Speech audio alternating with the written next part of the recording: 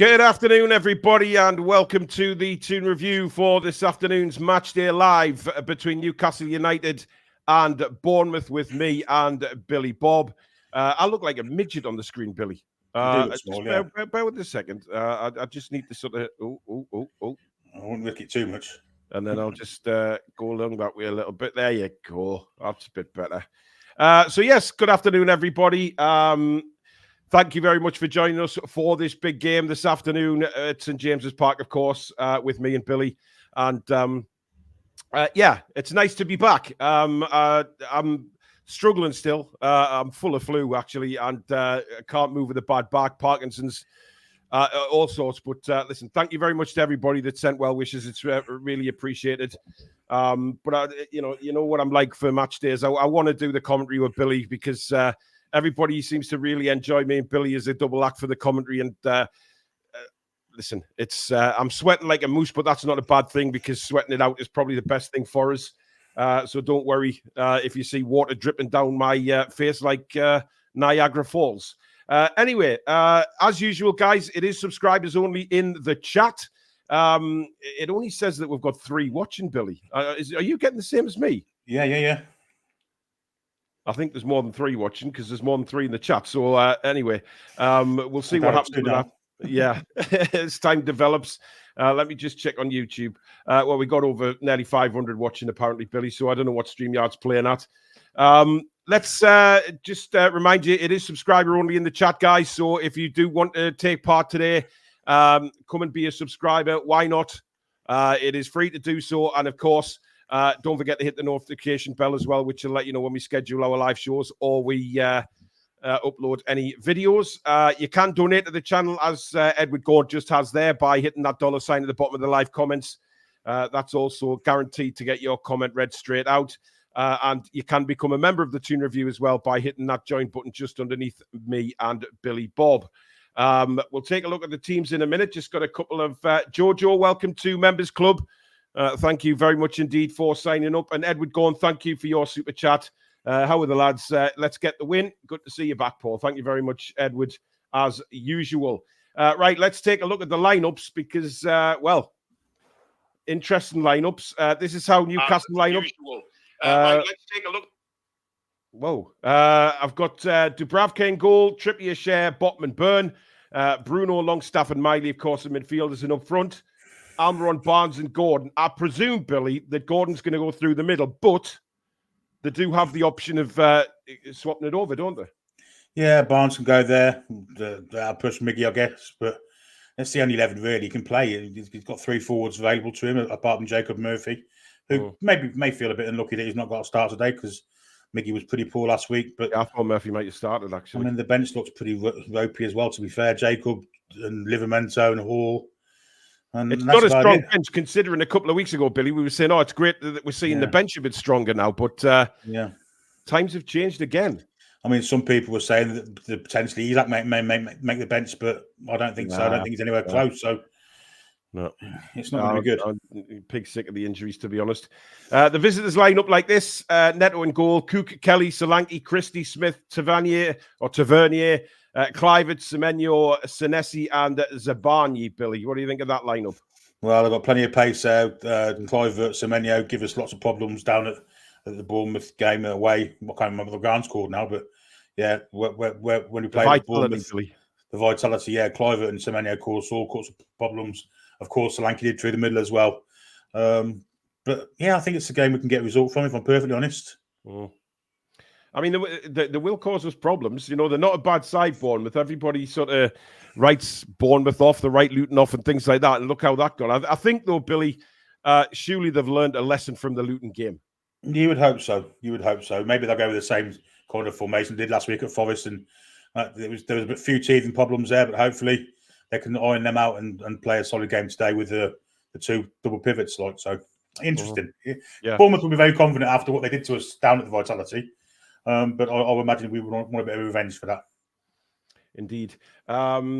We've just got Mark Singleton, of course, who lives down on the South Coast. Good afternoon. Arrival for only a couple of hours. May the best team win. Absolutely, Mark. Just hopefully it's not Bournemouth. Brian, good afternoon to you.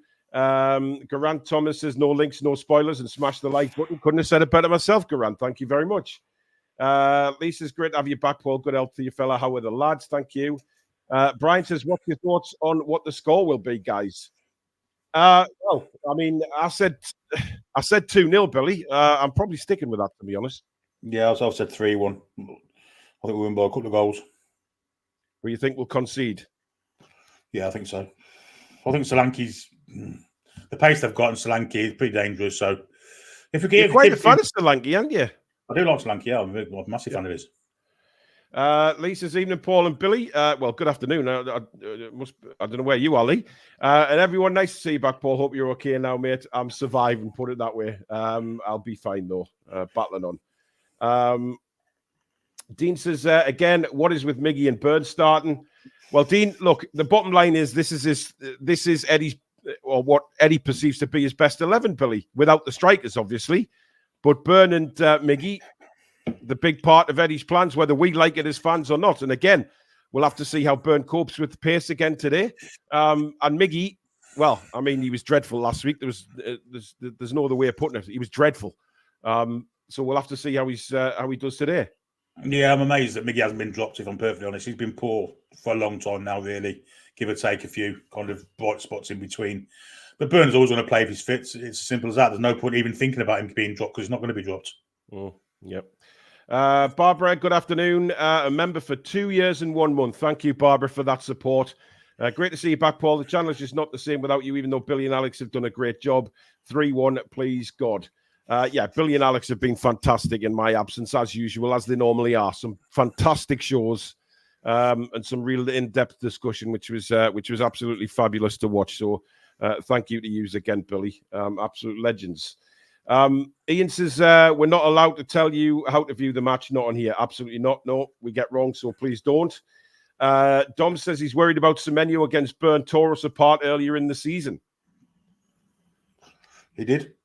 I mean, is this another, Forest game, Billy, the Luton game where pace just, I mean, Dan Burn got done numerous times at home. And the problem is, if that happens again, do we start seeing the home fans turn on Burn again, like they did for singing for Livermendo? Well, there's a potential there. Obviously, there is. And I wouldn't be surprised if it happens. The thing I'm worried about, if Gordon plays for the middle, will Barnes have the pace to get back and help him? Mm-hmm. I'm not so sure. But with a double pivot there, hopefully one of them can sit if they are countering and kind of provide a bit of a block. But it didn't happen last week, but that hopefully was just teething problems and they can go on outstairs, as I said earlier. Yeah, big game for Barnes today, Bill. It is a big game, yeah. He's not started for a while. Generally does well at home. He's not as good away from home, but the home performances, he's not been so bad. And let's hope we can get a goal from him. David makes a good point. Bournemouth scored in every away game this season, Billy. So it's not like they go away from home and shut up shop. Yeah, they're a funny side, though, aren't they? It's either feast or famine with them. I think they've only won one of the last 7, but before that, they won quite a few. So, they're a good side on the day, but if you catch them on the wrong day, you can put some goals past them. So it'll be interesting to see how it goes today. But they will be confident after what they did down at the Vitality, I would imagine. Problem is with that though, Billy. The way you've described Bournemouth there, you could describe us. Well, you could, yeah, in the same way. Because we've given a bit of the sort of entertainers vibe recently, haven't we? If you score 2, we score 3, kind of thing, and that seems to be what the message has been coming from the manager. We just can't seem to get our home form and away form consistently together. So they're both good instead of one's good, one's average. Away form was horrific before the last month, and now it seems to have picked up. But at the same time, our away form's kind of dropped off a little. Our home form's dropped off a little bit. So it'd be good to get a win at home today. The crowd deserve that. The fans are going; they deserve a good showing today. And I think I'll give it one. I'll be honest. I know we were kind of under the weather with players, but these players should have enough to win today. I'll be honest. Yeah. Does anyone think Burn would be better in midfield than someone to take his place at the back? No. No. Thank you, Billy. Definitely not. Mary, thank you for gifting 5 Toon Review memberships. That is extremely kind. Really, really kind donation there. So thank you very much, Mary, for that. Diane Robinson, thank you for your super chat. Great to see you back, Paul. She's put Howard the lads. I think it's meant to say, obviously, how are the lads. I'm not sure who Howard is. But thank you for that, Diane. Good afternoon to the guys at Evermore NUFC. Get yourself to subscribe to them. Great channel, of course. We had one of them on deadline day, of course, and they're a great channel. Well, sad to see them. I think they've come off Twitter, Billy, haven't they? Because they're just absolute idiots on there. I'm sure I've seen I don't know. But anyway, it was just stupidity comments again, as you normally get on social media. Yeah. Evan says, Billy and Paul are the best watch-along duo on YouTube. Well, thank you very much. That is very kind indeed. David says, wouldn't be surprised if formation like last week, 3-2-2-3. Hope Bruno in an 8. I think Bruno will play the same place. I hope so. I really hope so. Yeah. Byrne hasn't had a good first 45 minutes for the past 4 to 5 games. He's usually had a better second half, so if he does the same, the fans may be at Byrne. Potentially. I hope not, Billy. I really hope not, because it'll be really sad if that happens. He doesn't deserve it. It's not his fault that he keeps getting selected. It's the manager that's showing him the faith. Mm-hmm. But sometimes it's misplaced faith, isn't it? He gets an occasion against speedy wingers, he gets shown up. But yeah, I mean, last week he got shown up, but it wasn't really his fault, was it? It was more of a formation kind of thing where everyone pulled forward and no one stayed back. And the goalkeeper then compounded it by making an absolute amateur error. But yeah, let's hope he can get a few first early tackles in, and a nice hefty tackle on him early doors, and just play safe. Don't try and do things that he's not got in his toolbox. Yeah. By the way, Billy, just in the Women's Super League, Arsenal 3, Man United 1. They will not like that in Manchester or London, wherever the Manchester United women. So I presume they're from Manchester. We'll give them the benefit of the doubt on that. Jazz, thank you for your super chat. EH needs to learn to drop out of form players. He can't. Well, he's not got a lot of choice, has he? But he has in certain areas. I don't know what's going on. Call Me Swift says, good to see you back on screen, Paul. I hope you're doing okay. We're all thinking about you. Thank you very much, mate. Really appreciate that. Hi, Paul and Billy. I don't get to see you live through the week, so I love the Matchday live shows. Great to see you back, Paul. Thank you. Tom is going 4-0 to the Toon. Why not? Let's have a brace for Byrne and Miggy each. I believe... Well, Billy, I believe in my, shall we say, medical state on Thursday night, when I really was up to the eyeballs with medication, did I put Miggy to get both goals in a 2-0 win? I think you did, yeah. In fact, I know you did. I just played down a little bit, but you definitely did. Yeah. Great. Chris, is nice to see you back, Paul. You've been missed, dude. Thank you very much. Byrne is better at left back in the changing rooms. Oof, harsh. Nick Thornton, who's been a member for 10 months now. Thank you, Nick, for your support. How picking Miggy again is a serious worry. Good afternoon to Sophia. Hope you're well. Bradley says, good day today, Newcastle. Kelly says, Sky had a big piece about Dan Ashworth being the next big thing, and he will turn Man United around. Now, I do want to say my piece on Dan Ashworth, because I was actually going to try and do a recorded video the other day when all this kicked off about Dan Ashworth, but listen, I couldn't even talk. It would have been pointless. I'm not bothered, right? I'm really not bothered, and I think too much has been made of this, to be honest. I mean, Dan Ashworth, what's he done? What has he done that nobody else can do, coming in? There's other people out there. They're making all this thing about Dan Ashworth, but I'm sorry, but for me, he's jumping ship. He hasn't completed the job he was here to do, and I hope the grass isn't greener at Manchester United, because, he's got a big opportunity here when obviously FFP settles down and everything like that. But what's he done? For me, not enough to give all this bull rot that's been on the news and Man United fans jumping around like they've won a World Cup or something. I think it's ludicrous. But hey, each to their own.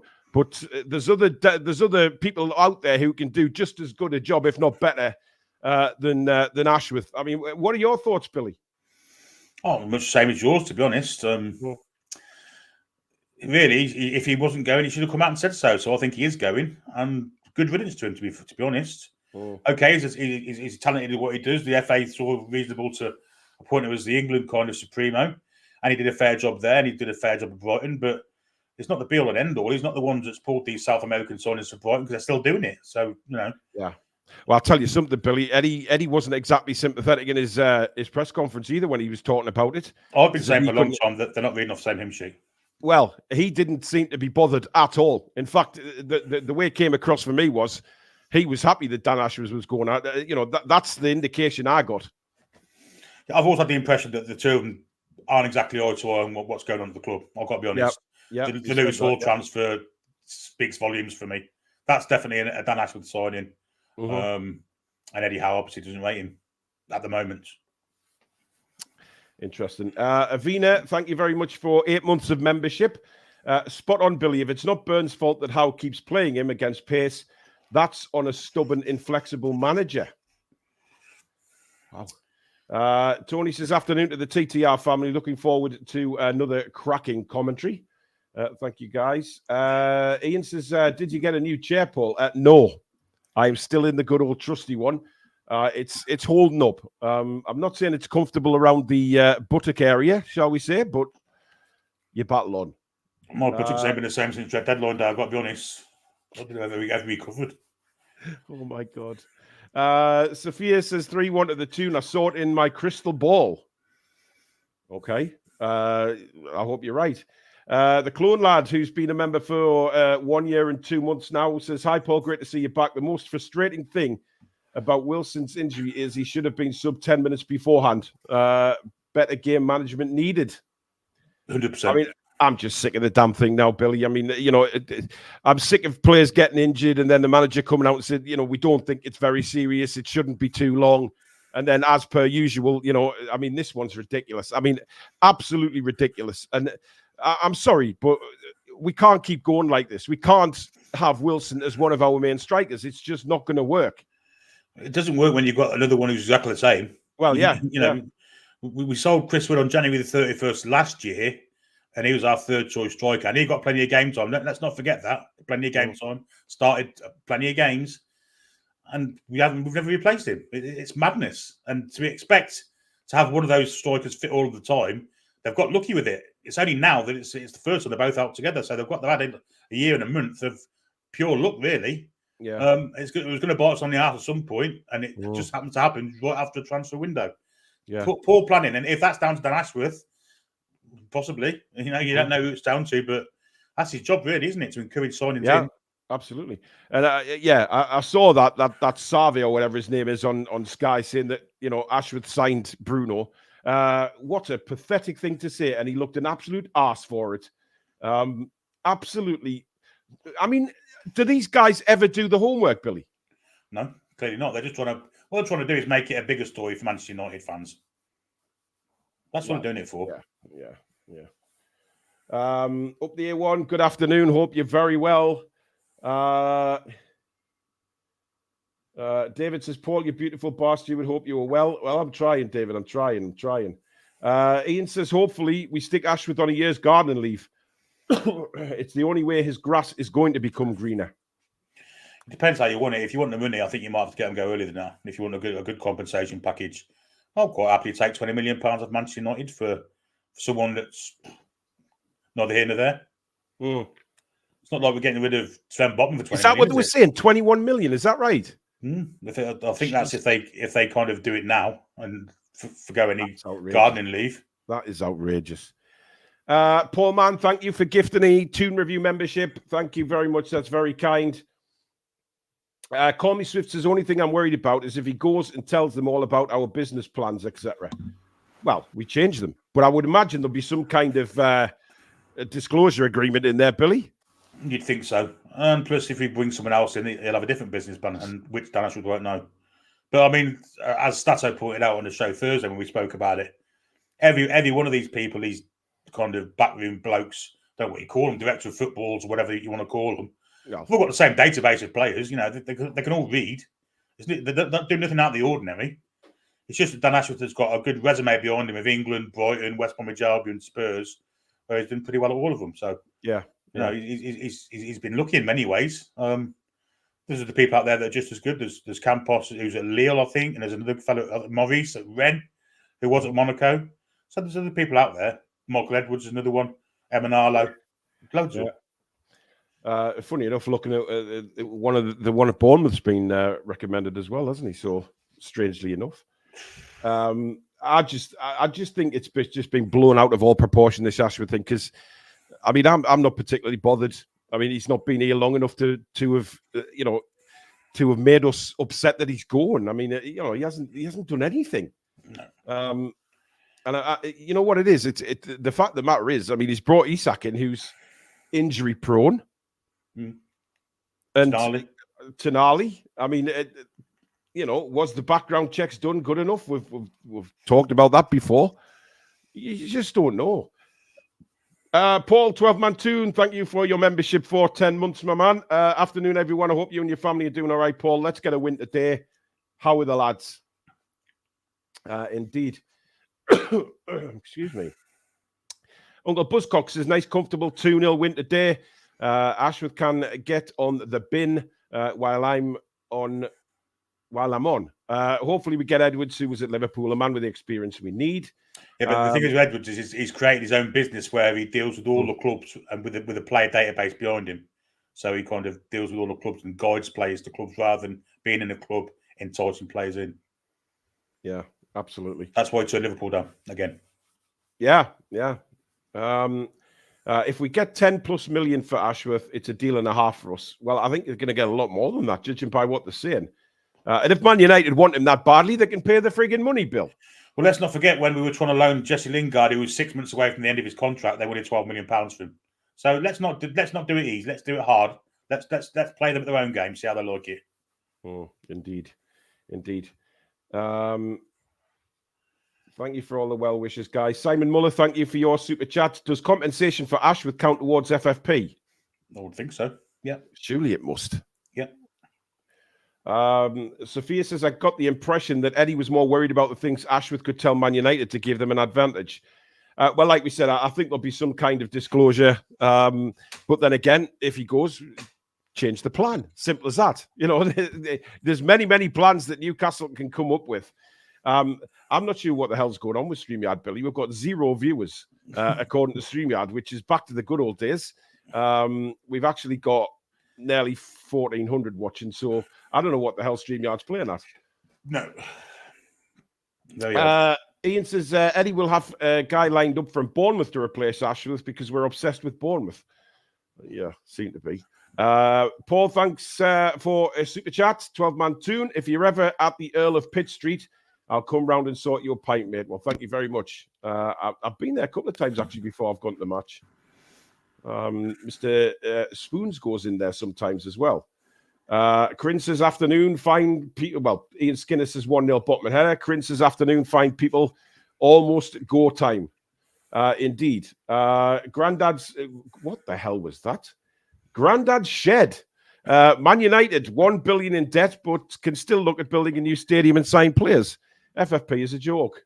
Well, they want us to pay for the new stadium.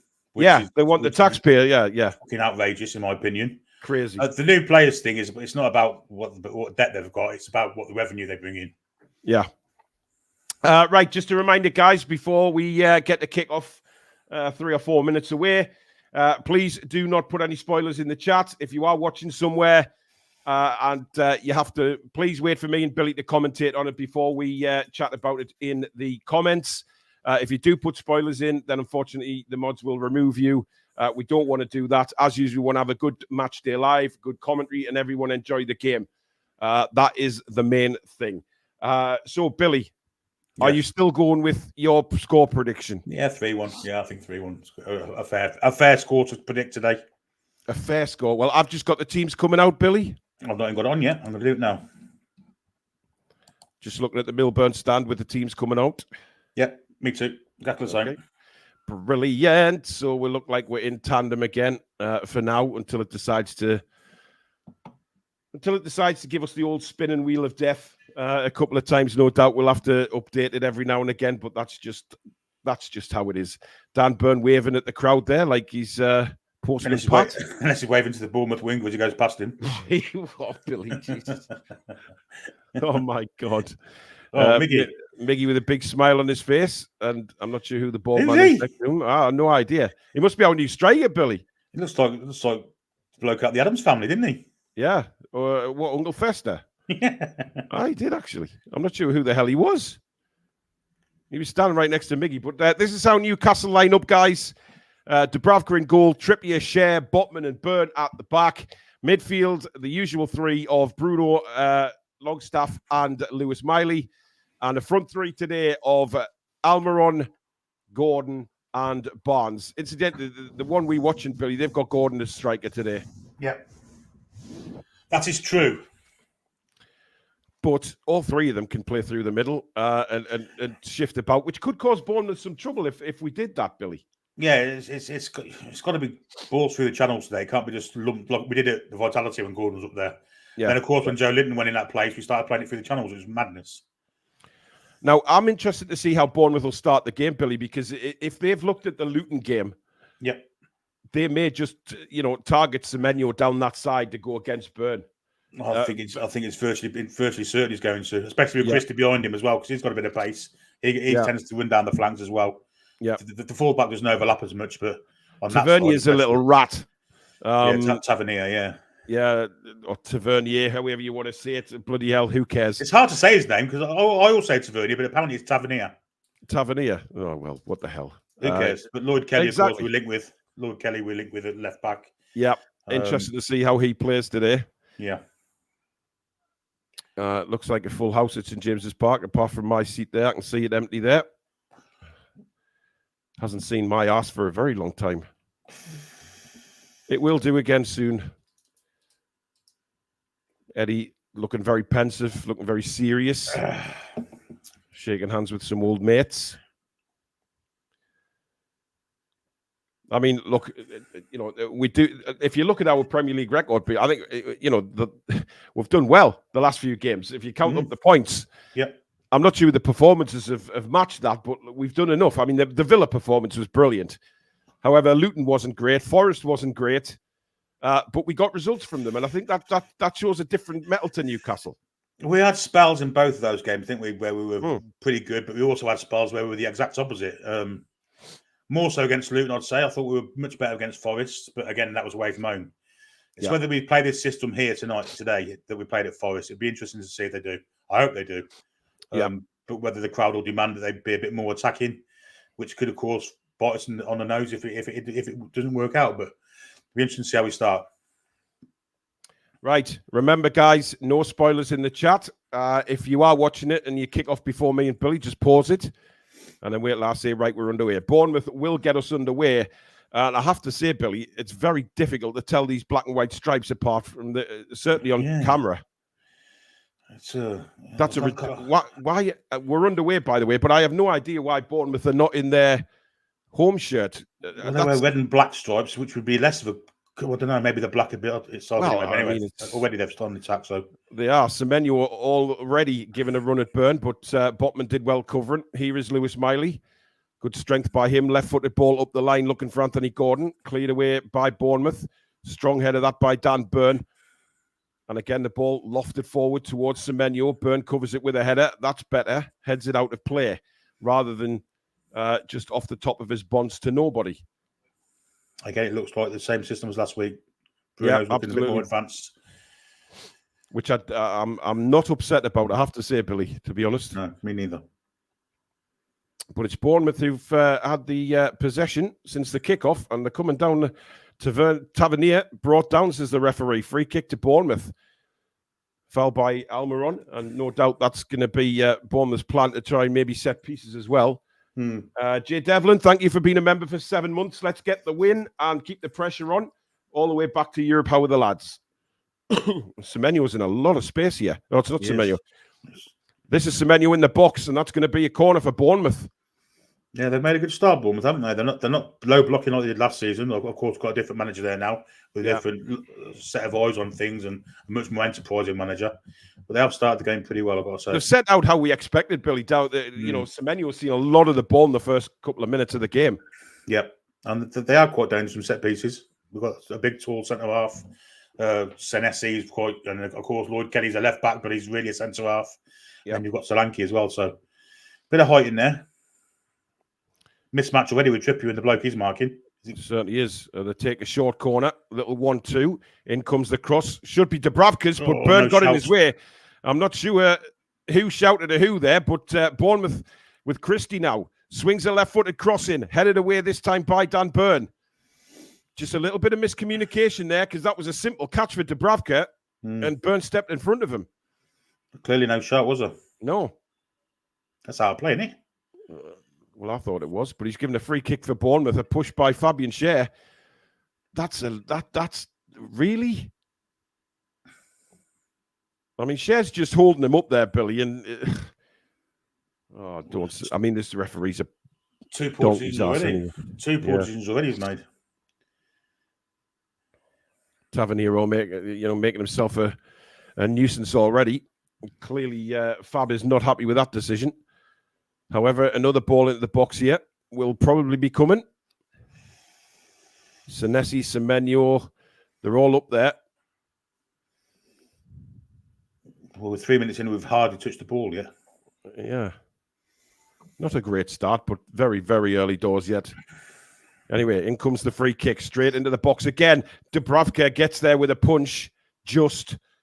And Gordon now by the corner flag will clear it left-footed up towards Bruno. Couldn't get there. Semenyo and Bruno battle. Miley, nice little touchdown to Bruno. Bruno can set Trippier away on the right-hand side here. Trippier cuts inside, plays a lovely left-footed ball to Bruno now. Bruno plays it out wide to Almiron. First touch of the game really for Miggy. Turns back to Trippier. Trippier has Longstaff inside. Nice little ball. Longstaff in a bit of space there. Didn't really utilise that. Gives it back out to Almiron, then to Trippier, and it's blocked for a throw-in. Nice move, but I thought Longstaff could have took that ball forward, Billy, because he was in a lot of space. He had 2 or 3 yards to move into. Just chose to pass straight away, didn't he? But it was a good move. It was nice, crisp passing. First time we've actually really had the ball in our possession. But Arsenal won up with Burnley already. Wow. They are playing so well at the minute. That's a good ball in from Trippier. Oh, what a chance for Gordon. How's he missed that? That is a huge chance, Billy.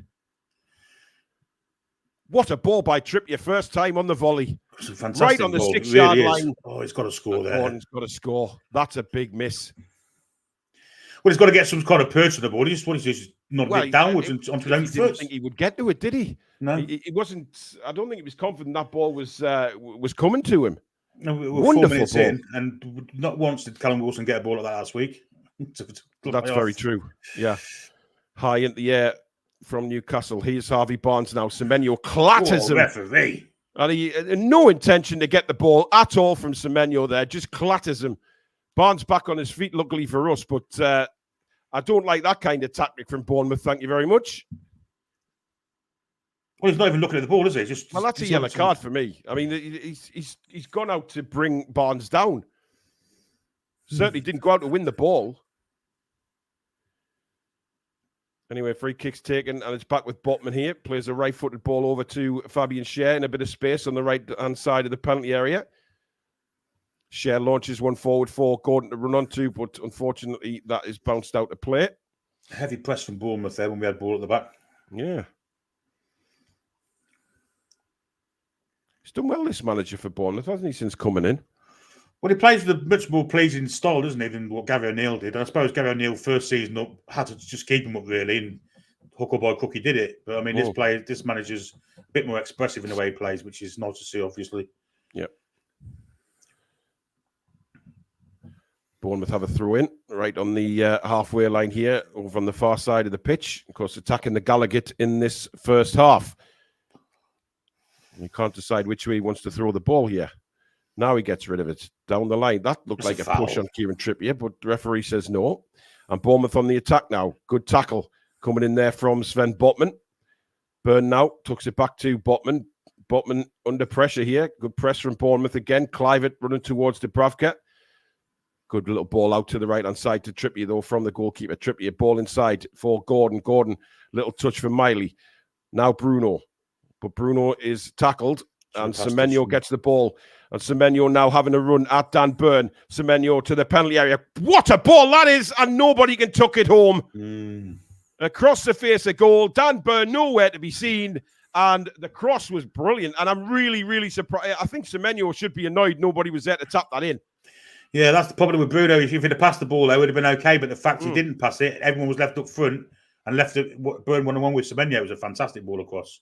And like you say, he can be agreed that no one's gambled on that. Solanke near post. Centre forward for one, Billy. Solanke's gone near post. He's not quick enough to get there, and Tavernier at the back wasn't quick enough either.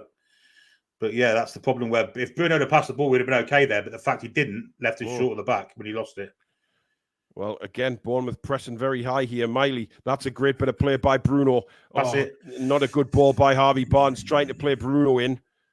Couldn't get him away, and it's all the way back to the goalkeeper. Gordon, no, he intercepted it, and it's gone wide. Jammy sod. Wow. Brilliant press. Neto, really, really dodgy there, and took his time, but brilliant pace from Anthony Gordon again. Didn't give it up. And Neto went to play it. That could have gone straight in the back of the net. But as usual, Rick O'Shea, not on our side, Billy. No, it was so unfortunate. And so fortunate for the Bournemouth captain there. Got away with murder there, really. Certainly did. Bouncing around again in midfield. Barnes makes a challenge. In goes Bruno. Barnes again. Looked like a high foot there, but it was, says the referee. Free kick to Newcastle. Smith adjudged to have put his boot a little high there on Mr. Barnes.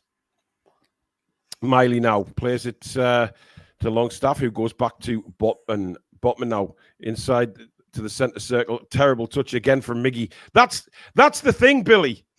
There was even in for the middle forward. There's a bloke stood behind him. Well, it's just floating around like a dog chasing a balloon, as usual.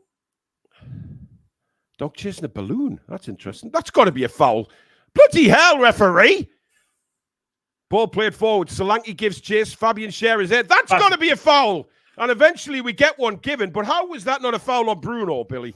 Lord knows. Honestly, this referee's seeing things that, he's just not. I just don't think he's seeing the game properly. He's just willfully ignorant of everything that's going on. Unbelievable. He didn't even give that. That was the linesman to give that one.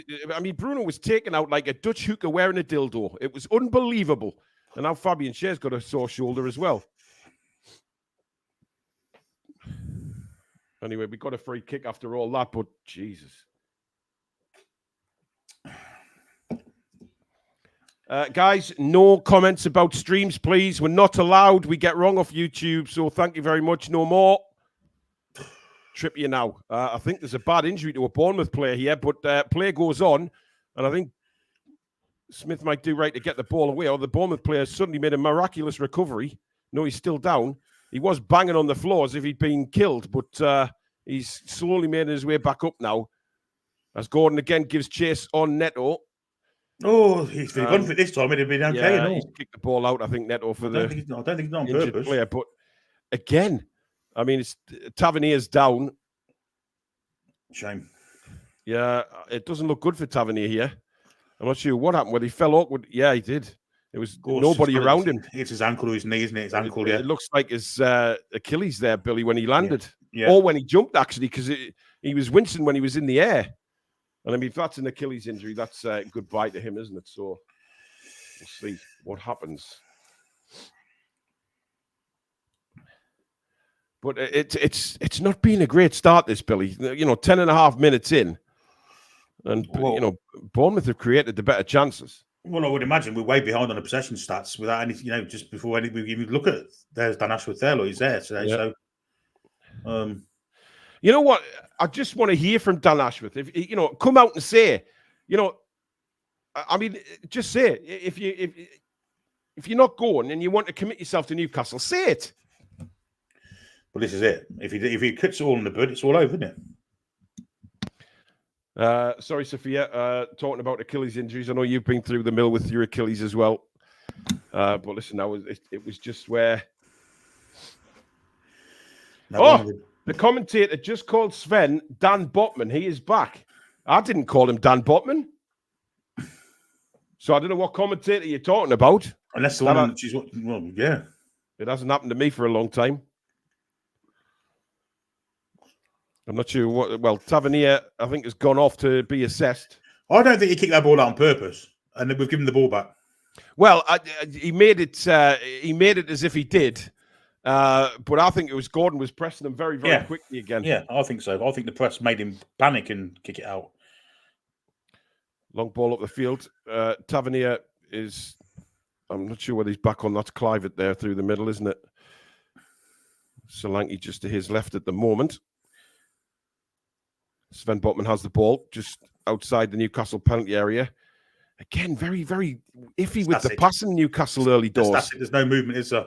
Well, that's a great turn by Harvey Barnes, and he's hauled down. Get the card out. Where's the card? Where's the card? That's a blatant yellow card all day long. It's Smith again, Billy. Yeah, that's a yellow card all day long.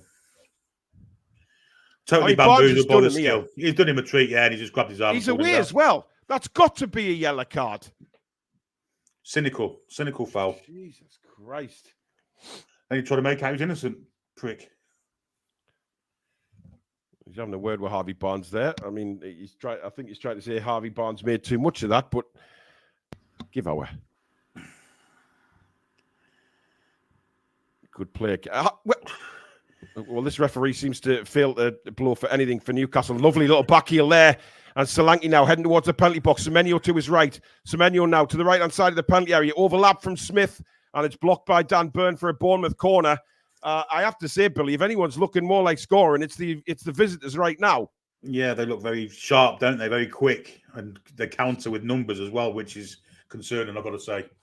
Adam Smith running down that line there without any kind of help for Dan Burn. Lord knows where the winger was. Anyway, Burn did enough to get his foot on it and get it out. But it's going to be another in-swinging corner for Bournemouth, who have looked very threatening with their set pieces so far. This one's to the very back post. Dubravka got a hand on it and managed to come to Harvey Barnes here, who spins, clips a ball, lovely little ball to Bruno now. Bruno, oh, it's awful, trying to go down the line. Couldn't find him. And Bournemouth have the ball back. Oh, and lovely turn. Wow. But we've won it back again now. Here's Gordon. Comes inside. Nice bit of play from Anthony Gordon. But again, a good tackle. But he's given a free kick this time. I thought, do you know, the one time Bournemouth win the ball, he gives a free kick. This referee's clueless, Billy. And we've seen that in the first 15 here. Kelly won the ball there quite clearly. And he blows for a free kick. It's whether he went for the play to get it, isn't it? And he did. I'm not sure. I think he got the ball before he kicked it. I think we've seen a lot worse than that, Billy, that he said play on for. I think that's a good tackle. I think you're right. Ruins the game, though, doesn't it, when you've got an official that hasn't got a clue what he's doing. Oh, indeed. Guys, if you are new to the channel, please do subscribe. Bottom right-hand corner, click the logo and click subscribe. And don't forget to keep pressing that thumbs up button, guys, if you're enjoying the commentary this afternoon. As, well, Clivett tried to get away from Bruno there, but I think he was trying to get a free kick. It's back with Trippier. Trippier's over on this left-hand side at the minute. And he demands the ball back off to Dubravka. Trippier in the 6-yard, in the sort of D area. Botman now. Left-footed ball is a terrible one again. And our passing is not right at all at the minute. And here come Bournemouth. Tavernier's going to hit it. And it's Dubravka to his left, right behind it. But awful passing again. Right. Yeah, no, the answer was right. He could have been in trouble there. But yeah, we did give the ball away with way too much easier. However, here comes Almiron bursting into the box, but he's not strong enough. No strength there from Miggy. Just pushed off the ball. And Bournemouth have it back. Semenyo now. And again, played it forward. That's a brilliant run from Clivett. He's in on goal, and Botman can't catch him. He's given it to Solanke. Great save. Brilliant save to Dubravka. Brilliant save, but it should be 1-0 to Bournemouth. We are all out of the shop here. Yeah, like a knife through butter, wasn't it? It was so easy for them. And again, it's that one pass that releases them, and there's no one there protecting the defence. It's from the goalkeeper, yeah. Semenyo plays it to Smith. Smith plays a beautiful ball. And I thought Clivett should have gone himself. And then Botman just sticks out a leg after Dubravka makes the save to deny Clivett. Solanke's left foot shot. Great save. How are we leaving 2-on-2 at the back? Well, there's not a full-back in sight. There's not a defensive midfielder in sight. Just two centre-halves. Oh, it's amateurish. It really is. I mean, the passing is rotten so far, Billy. We've seen nothing from the forwards in this game at all at the minute. But then again, the passing out with defence has been rotten. Botman now finds Gordon to Miley. Miley now plays a ball, beautiful ball for Harvey Barnes. Now, pass. Barnes down the left-hand side. towards the byline, cuts into the box. Barnes onto his right foot. Harvey Barnes curls it wide. But that's better, Billy. Yeah, it was a fantastic pass of Miley, wasn't it? That was the key to it all. A fantastic ball in beyond the fullback. Barnes did show a little bit of pace there, I've got to be honest there. He managed to get there quickly enough, and Smith was on the back foot from then. He was obviously on the cutting side, he did, but just could have hit too far past the post, didn't he? But it was a nice move from Newcastle. But that's what Harvey Barnes is all about, isn't it? Cutting back in on his right foot and just couldn't find the whip to get that ball across. But that's what we want to see from Barnes. Released fantastic there. The pass of Miley was eye-catching. It really was. It was, yeah. Perfectly weighted pass as well, wasn't it? Yeah. Bournemouth go long again, looking for Tavernier. He's bumped off the ball there. Sorry, Solanke. Share plays one over the top. Finds nobody again. And again, Byrne has to come right across to get that ball there. Where's our centre-backs there? And now a long ball played over the top. Byrne is there again, and that's a good header to Harvey Barnes. And Barnes trying to split the defence again for Anthony Gordon. A lovely ball down to the left-hand side again. Gordon now looks for help. There's men coming into the box. Gordon going across the penalty area. Lays it off to Bruno. Bruno to Miley. Miley clips one over the top for Trippier. And acres of space. And has the flag gone up? I'm not sure it did, Billy. I think Miley took too long with that pass. He saw Trippier and then just sort of delayed the pass. That's a nice touch by Longstaff to Bruno. Bruno left-footed outside, asking a lot of Dan Byrne, but Dan Byrne got there, but nobody helping him out. And a long ball played forward again, which Botman deals with this time. Miley brings it down. It's all panicky, isn't it? It's all everything's been, kind of. There's no kind of calmness in it at all, is there? Not at all at the minute. Here's Dan Byrne, who has started the game really well. To be fair, he's looked very solid. Oh, referee! Not Smith, that's all. Foul by Clivett, who incidentally, his dad was one of my favourite players at the Toon for his brief little stay. What a player Patrick Clivett was, though, Billy. Oh, outstanding! In his plum. Yeah, fantastic touch for it. His plum wasn't long enough, though, was it? He was kind of at his peak for about a year, but yeah. I mean, that's a great ball for Gordon, and he's took it down superbly. Barnes in support here, edge of the penalty area. Barnes across to Bruno, lovely 1-2, but well intercepted. It comes back to Gordon. Gordon brings it down, lays it back to Bruno again. Bruno just on the edge of the box here. Little dinks finds Longstaff 1-2. Oh, Byrne got in Bruno's way. What's he doing there? What's Dan Byrne doing there? Bruno was through on goal. That was 1-0. Now Byrne's out of position here, but we win it back. It comes to Barnes. Barnes burying his way through, and we win a corner. And suddenly we've upped the pace a little bit here. But what was Dan Byrne doing, Billy? Well, it's just defended a goal chance for Bournemouth there. Lord knows what he's doing there. Just getting in the way. Lovely little 1-2 with Longstaff and Bruno. And Dan Byrne steps in his way. Bruno is furious. Quite rightly as well. Quite rightly. He has no right to be there in the middle of the box, does he? Let's be honest, as a left back. If he wants to be overlapping on the wing, fine. Well, not when the attacking midfielders played through. Ridiculous. 20 minutes gone, still goalless at St James's. Newcastle have upped the pace a little bit here as they look to try and take the lead. It is going to be Kieran Trippier with the corner.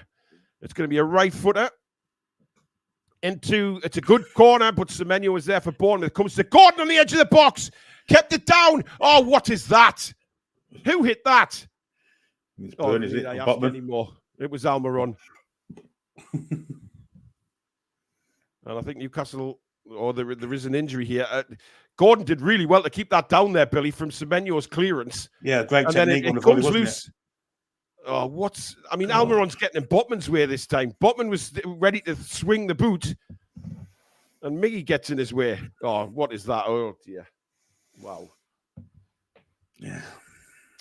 Anyway, we play on, and Bournemouth have it back now with Tavernier. Does well. He is Kelly for Bournemouth. He goes back to Neto, the goalkeeper. Newcastle just starting to ask a few questions, Billy, which is exactly what we want to see, because it hasn't been a great opening 20. Yeah, it's been a bit disjointed, to be honest. Both in attack and in defence. It's been all over the pitch. Gates had a 3-up at Wilson after 17 minutes. Wow. Wilson's got that mad support, hasn't he? Well, the old guy that wants to fight everybody. You want some? You want some? Here's Almiron now on the right-hand side. Inside to Bruno. Bruno back to Almiron. Back to Trippier. Trippier has to go back again to Fabian Schär on the halfway line. Lays it to Botman now. Botman to Lewis Miley. Miley inside to Bruno again. And Bruno again holding on to the ball a little bit too long, but we win a throw in. It would just seem to be a second slow, Bill. Just not like a great deal slow, but just a couple of seconds off the pace. Yeah, we're just not in sync, are we? Plenty of time, of course, to go. It's still goalless. Gordon. Oh, well, I thought great tackle, Lewis. Fabian. No, it was Lewis Miley. But Bournemouth come away with the ball, as it normally happens when Rick O'Shea gets involved. Yeah. Villa have taken the lead at Fulham. Ollie Watkins. Wow. And there's that long ball over the top again, Billy. They're definitely... What they're doing? How has he got through Botman and Byrne there? Lord knows. They left it to each other after Newport, wasn't God. it? Yep. I mean, luckily it comes to nothing. That's terrible defending. There's no communication between Botman and Byrne there. And Solanke just said, thank you very much. I'll run through the two of yous. You know, so for a pair of players that have had so much kind of communication over the past 18 months, the past couple of games, it's been pretty awful from the two of them, actually. Oh. Yeah, Christie, that's a good ball. And it comes again! Oh, what a save, Dubravka! That's a magnificent Solanke save. from 3 yards. Dubravka spreads himself and makes the save. And how are Bournemouth not in front here? That is incredible. Wonderful save. Two or three of them. Yeah, 2 or 3 of them. Dubravka, while he doesn't look great against the cross, his shot stopping has been absolutely unbelievable today. How has Solanke not scored there, though, Billy? I mean, well... Come on, ref. Hooray! How long did he take the blow there? That's... I mean... 12 seconds. Look at this. It should never have come to this cross anyway. It's a wonderful ball in. And that is a brilliant save, Billy. I mean, Solanke, you know, I mean, if he plays for us, we're saying he should have scored. Yeah, he's got to score there, really. But I suppose it was whipped across. But Dubravka stayed big. And that's 2 brilliant saves from Dubravka from Solanke in the first 24 minutes. And Matt comes to take the lead at Birmingham. Of course, it's wonderful. Heavy frigging results. Shite. Yeah. But so far, it's been the Martin Dubravka show, without a shadow of a doubt, as Bruno gets away now. Bruno through the middle. He's got Barnes to his left. I think he wants Barnes to move further out wide, but here is Barnes. Bruno overlaps him. Barnes got Byrne moving into the box again. On the overlap, Bruno tries to get round, but it goes out for a throw-in. I mean, I wonder if Byrne's under instruction to do this, Billy, because every time we're there, he's pelting through on the overlap. There's people getting in each other's way. It's not just Byrne. There's other people doing it. It's, you know, there's no awareness of what's around them. It's odd. It's just doesn't seem right at the minute. You know, Byrne's done it. Yeah. One's done it. Oh. Barnes there just stood there waiting for the ball when he should have moved out wide. That's got to be a free kick, referee. Unbelievable. Scratch my back with a hacksaw. That's unbelievable, Billy. Yeah, it's ridiculous. That is a good ball left for Lloyd Kelly, and Trippier comes in. Brilliant. No foul, says the referee. And Newcastle win a throw. Yeah, just a collision there. There was no foul. But how there wasn't a foul on Bruno, I'll never know. Longstaff back to Fabian Schär. 25 gone. Well, 25 and a half nearly.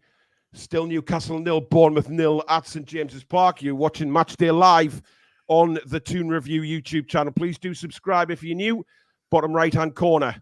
Live most days of the week. And, of course, uploaded videos as well as live commentary of every Newcastle game. Terrible pass, that. And Bournemouth now get a throw in midway through our half, but it's played back.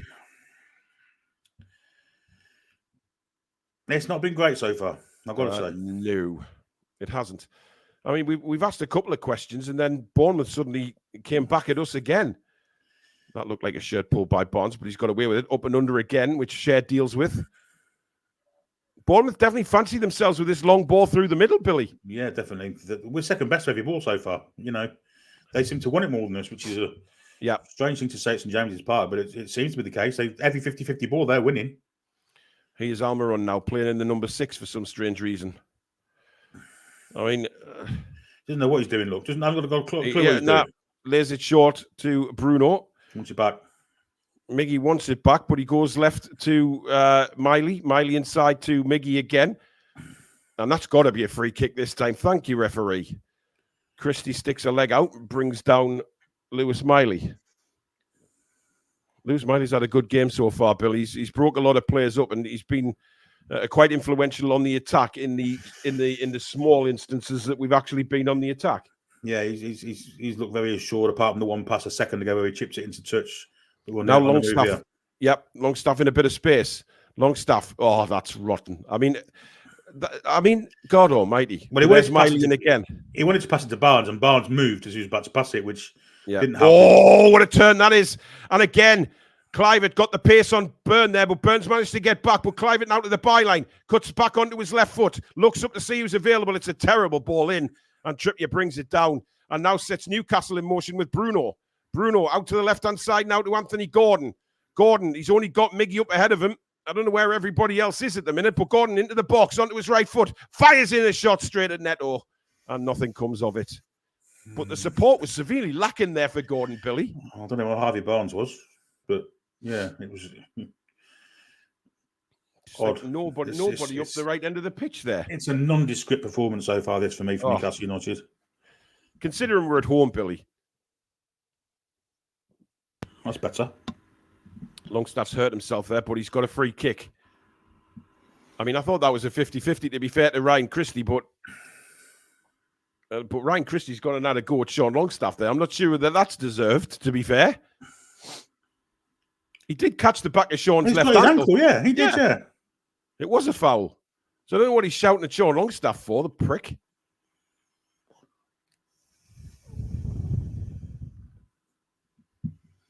And he wants a word with Ryan Christie. Probably more for the dissent, to be honest.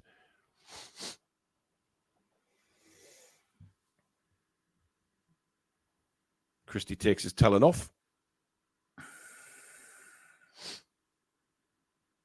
Paul Tully says, let's face it, we've been woeful for weeks now. A couple of wins have painted over the cracks. I can't disagree with that, Billy. We haven't been brilliant anyway the last few games, but we've done what we can to win games. But it's like we said at the start, we've won them without being superb, apart from probably the Villa game. And even then, we had a few, dodgy spells. It wasn't like a 90-minute performance of, we're doing things in fits and starts. It ain't great, I've got to say. It's there's no real style to our playing, and why would there be when we haven't got a focal point up front? It's hard to it's hard to kind of put someone in there that's not really a centre forward, but he's showing signs that he's dangerous, Gordon. There's no doubt about it. Yep. It's going to be Kieran Trippier with this free kick now. I don't know. Is he going to go for goal, or is he going to float this in, Billy? I think it's a bit too far out for a shot direct.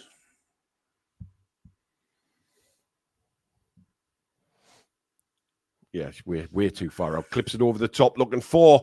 I think it was Botman. He was looking for, but Botman was just well defended. Actually, nudged away. Just a bit of strength there.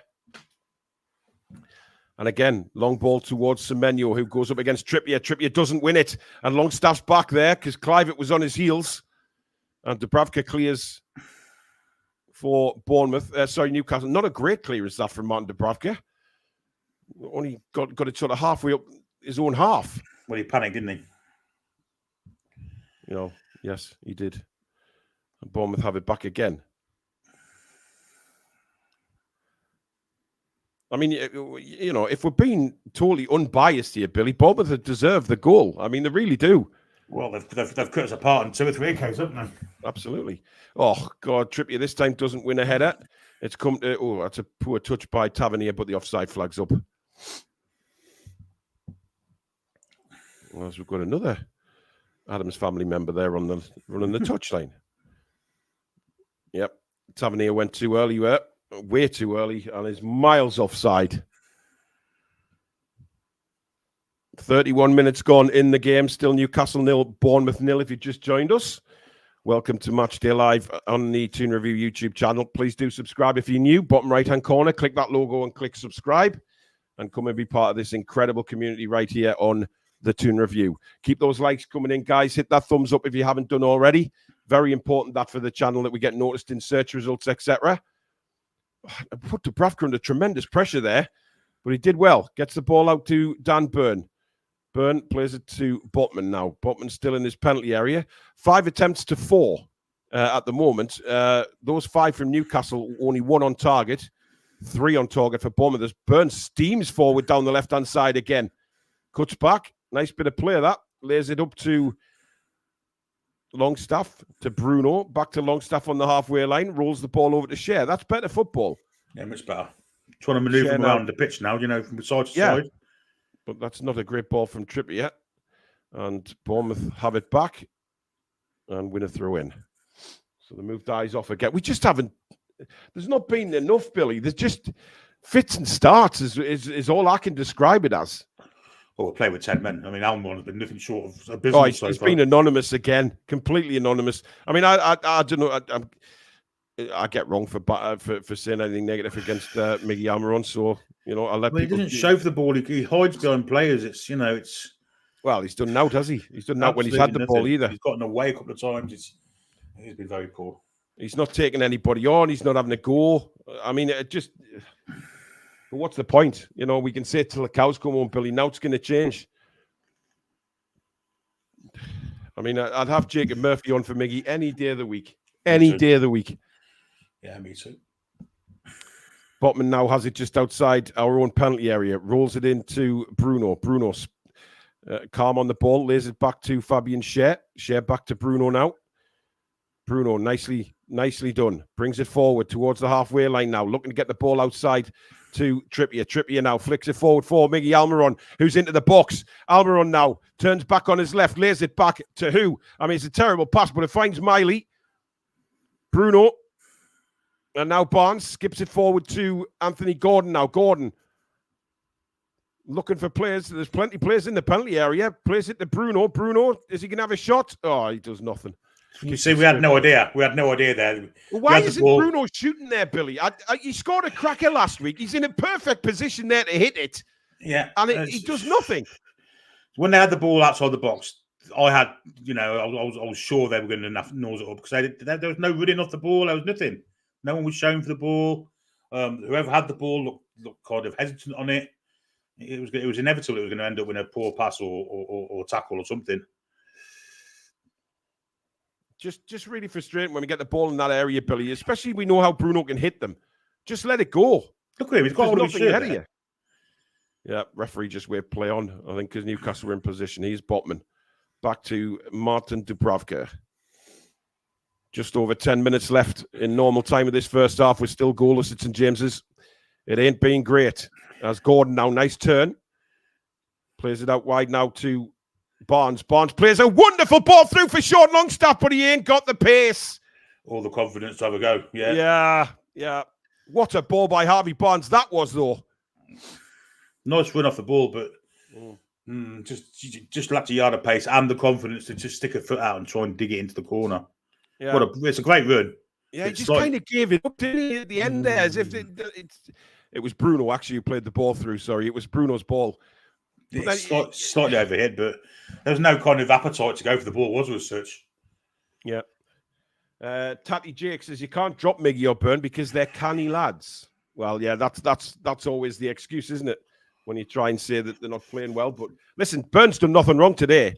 Yeah, he's been beaten for pace a couple of times, but he's made some very, very good tackles and headers in his own penalty area. But Miggy, I mean, he may as well not be there because every time he gets the ball, he just turns back. He doesn't want to take anybody on.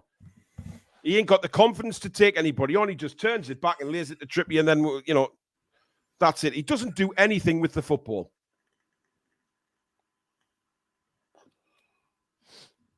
Bruno's starting to get into the game now, which is good for us. Yeah.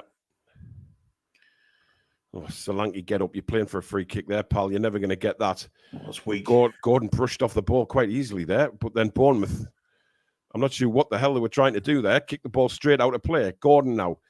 Quick throw into Harvey Barnes. Miggy calling it through the middle. Trippier's in acres of space on the right hand side. The ball. But he's give it to Miggy now. Miggy into the penalty area and, who's he crossed it to? There's nobody. He's not even looking, is he? Get your head up, Miggy. I think it was because I think Billy, he saw Trippier running on the far side and thought, right, I'll try and play trips in, and it ended up being a hideously under-hit ball across the box, which we've come to expect lately from Mr. Almiron, unfortunately, as I've lost my stream, Billy. Yeah, it's on the far side of the pitch, and no, I've got it back. 36-30. Oh, I've gone again. Well, it's with Botman in our half, just approaching to go into the other half now. It's into Bruno and back it goes then to Cher. Cher goes into the Bournemouth half, ambles in, long ball to the far side to Harvey Barnes. It's a good ball too. Barnes has it, going up against his defender Smith, toying with him with the ball. He's got no one to pass to. Goes to Burn on the overlap. Smith just eased himself over to Burn, and now it's gone back to Miley, who cuts inside, pressured by Semenyo. Ball across to Bruno, about 30 yards from goal. Bruno, play it wide, looks like Trippier. Here it is, Trippier. Back to Bruno again, tries to turn in the box, can't get past the defender. Keeps holding the ball low and gives it back to Trippier. Now it goes back to Miggy on the corner of the area. Little 1-2 with the Longstaff, still Miggy. Centre of the box, goes from distance. Oh, just past the post. Good effort. Just past the post. Back 25 yards up from goal. Hit it with his left, just past the left-hand side post. But it was a good effort for Miggy, that. Give him credit. And it was a nice move from Newcastle. Yep. I've still got nothing, Billy. Oh, it's just, well, the keeper had it covered, to be fair. But the first signs of Miggy having a bit of a positive influence on the game there. And hope that can spur him on a little bit. Oh, wasn't too far away. I'm just going to change my internet over, Billy, see if that makes a difference. Okay. Mate. Big goal kick to Bournemouth, which Neto's taken long. Trippier up against Tavernier. And Trippier wins it, but the header ain't great. And now Bournemouth can clear it with Senesi. Good tackle from Longstaff. Good tackle then from Miley. Barnes has it. Second his foot by Miggy. Miggy on the left-hand side. Running at the defender, trying to beat him for pace. Smith up against him. Gets the ball across.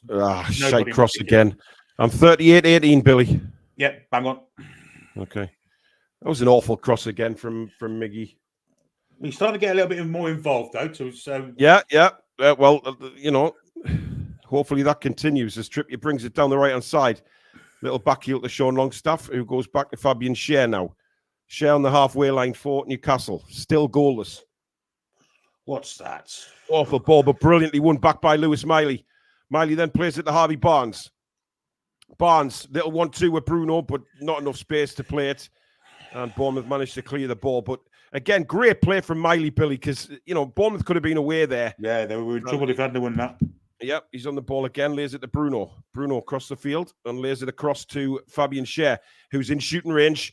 And he fancies it! And straight down the throat of Neto. But you just never know when he lets it go from there, Billy. Anything can happen. He was on target, that's for certain. And just didn't have the venom that it usually has, but straight at the keeper, unfortunately. I mean, he scored from there many, many times, of course. You haven't hit it well enough. Give him an invitation. You haven't got to give him an invitation. He'll have a go. And look at the movement on that ball, Billy. A bit more bend on it, and Neto could have been problems there. Yep. We definitely come into the game a bit more now as the ball floated back in again. Barnes with a header. Seeing what he's trying to do. Yeah, trying to loop it over the goalkeeper, but unfortunately, I mean, that's the only choice really Barnes had there. Yeah, it had to be the perfect connection, wasn't it? And it was a good run from Barnes, and it was a good ball, but just couldn't get the right person. He was just trying a light little flick of the ball, wasn't he? Villa apparently 2-0 up now, Billy. Yeah.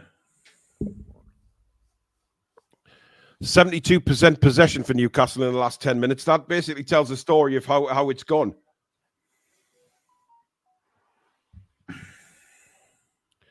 Ball in the air again, and now Tavernier brings it forward for Bournemouth. He's got nobody. He's got Solanke in the box, pulls it back, and there's only Lewis Miley there to clear for Newcastle, but Newcastle have a man down here. VAR checking the Villa goal. Fabian Cher is down, holding his what looks like his left hip. Hip back, arse cheek.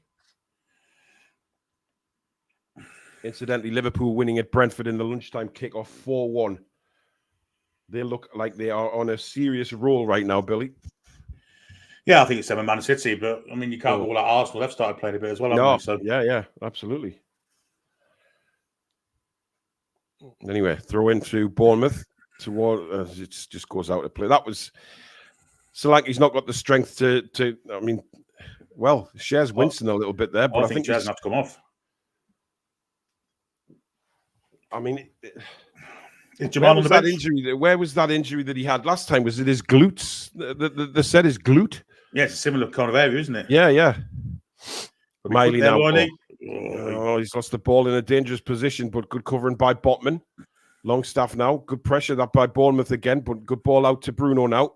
Bruno, Gordon. Oh, he had Longstaff away on the right-hand side if he'd seen him there. Miley with the right side of his boot. See what he tried to do there. Curl it around to Almiron, but it goes out of play. If you had a word to sum up this first half so far, Billy, what would that word be? Disjointed. Oh. But it has got better as the half's gone on, to be fair. Yeah, we've started to ask a few more questions, haven't we? And I mean, the possession over the last 10 minutes that they just brought up on the screen there kind of dictates that. That Villa goal's been disallowed, by the way. Yeah, I ruled it out. Yeah. Here's Dubravka now, way out of his penalty area. Please don't give it away there. Gives it to Cher. Cher back to Dubravka. To Botman. And now Dan Burn. Oh, it's not a great ball by Dan Burn either. And Bournemouth win it back. Semenyo took that down absolutely brilliantly. But Burn, to be fair, did well to recover. Felt like he should have had the throw in there. It was a terrible pass that gave the ball away in the first place. But he recovered well. Yeah, he's played adequately to this first half, Burn. No doubt about it. Wolves are taking the lead at Spurs. Wow. Of course, former Bournemouth manager, Gary O'Neill. Good turn there by Christie, but Barnes got a foot in, and then a good challenge by Botman. Oh, that was Barnes, risky. Jesus. We get away with it, though, and it's now with Fabian Cher. Plays it out to Bruno. He can't let the ball come. Oh, he's got a free kick. I think he's very, very lucky. And Christie, I think, is going to get a yellow card. Well, it's about his second or third one, isn't it? Yeah, I'm not sure if it was I mean, Bruno seemed to want to let the ball come to him. Christie is getting booked, by the way. I think that's just a culmination of fouls, not necessarily for that one. As soon as the Wolves goal score, I thought it was John Barnes, but it's Joao Gomez, whoever he is. Never heard of him. Anyway. John Barnes, Billy? Look like John Barnes, but I ain't got my glasses on, have I? I'm just seeing this again. Cher plays it out. Bruno. That's a bad one. That's a bad one. Yeah. Right down his Achilles. Look, watch this. Oh, that's a red card. I'm sorry, but that is nasty. That's a red card. I hope VAR are looking at that. That's a red card. That is nasty. I mean, VAR enough for that. They won't do nothing about it, Billy, but there you go. He's not even gone for the ball. No, he hasn't. Bruno he's deliberately gone out to injure him there, and he has done. Well done, ref. I mean, Bruno's still down here. You know, he's in agony. And quite rightly, he's just had Christie deliberately scrape his studs down the back of his Achilles, down the back of his heel. That's more than the yellow card for me. It was nasty. I mean, you're showing your studs and everything there. That's nasty.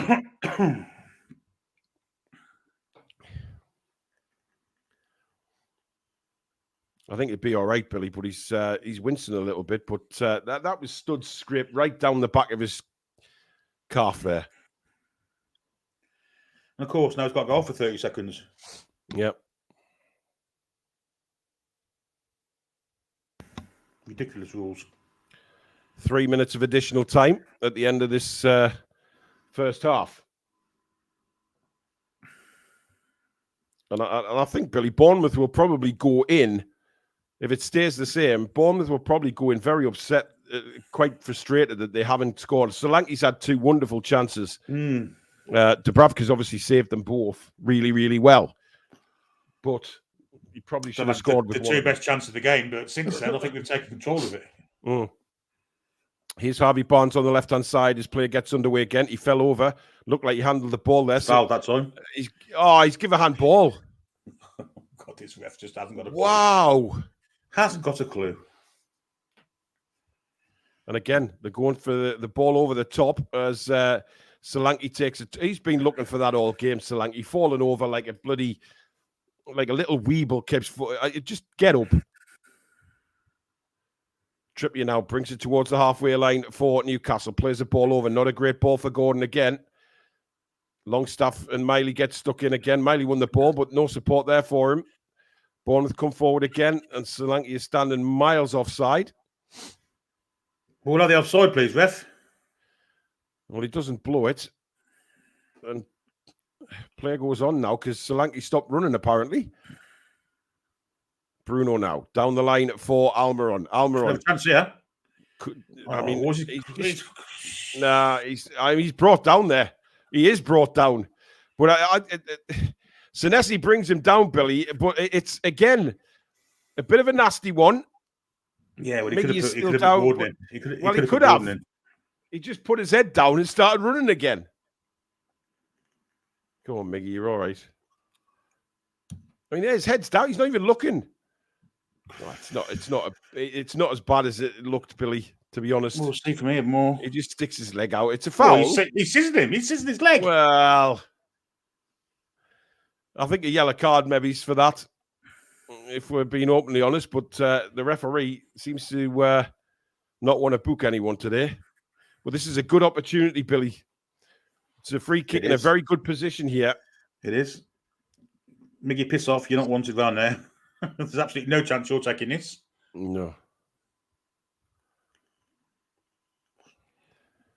I mean, this would be a perfect time to score, obviously. And it comes from Trippier. Oh, right, the back post, and Botman has got it. It's flicked across, and Botman just couldn't deal with it. Oh, that's not a foul, referee. How can you give that as a foul? Some of the shit he's let go and he's give that as a foul. That's ridiculous. Well, Bournemouth tried to get on with it quickly, and they ended up messing it up for themselves. Share, left-footed down the line, intercepted. High in the air again. Botman jumps, doesn't get there. Tavernier now, out wide to Clivert. Clivert fancies a right foot shot, and it's not far away. Wasn't, was it? Bloody hell. He got some whip on that, Billy, and I think had that been on target, Dubravka, I think, was rooted. Just seen it again now. Yeah, we'll see how close it was from here, won't we? It looked close from first viewing. Yeah. Yeah. And I still don't know what's going on here. Cher and Semenyo having a little conversation with the referee here.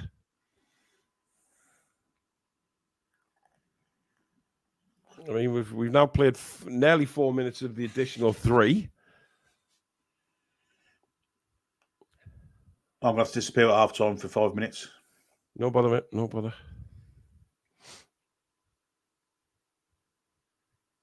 And there indeed is the half-time whistle. Billy, can you hang on 2 seconds while I just blow me nasal passage? Yeah, of course I can. I'll be a second, mate.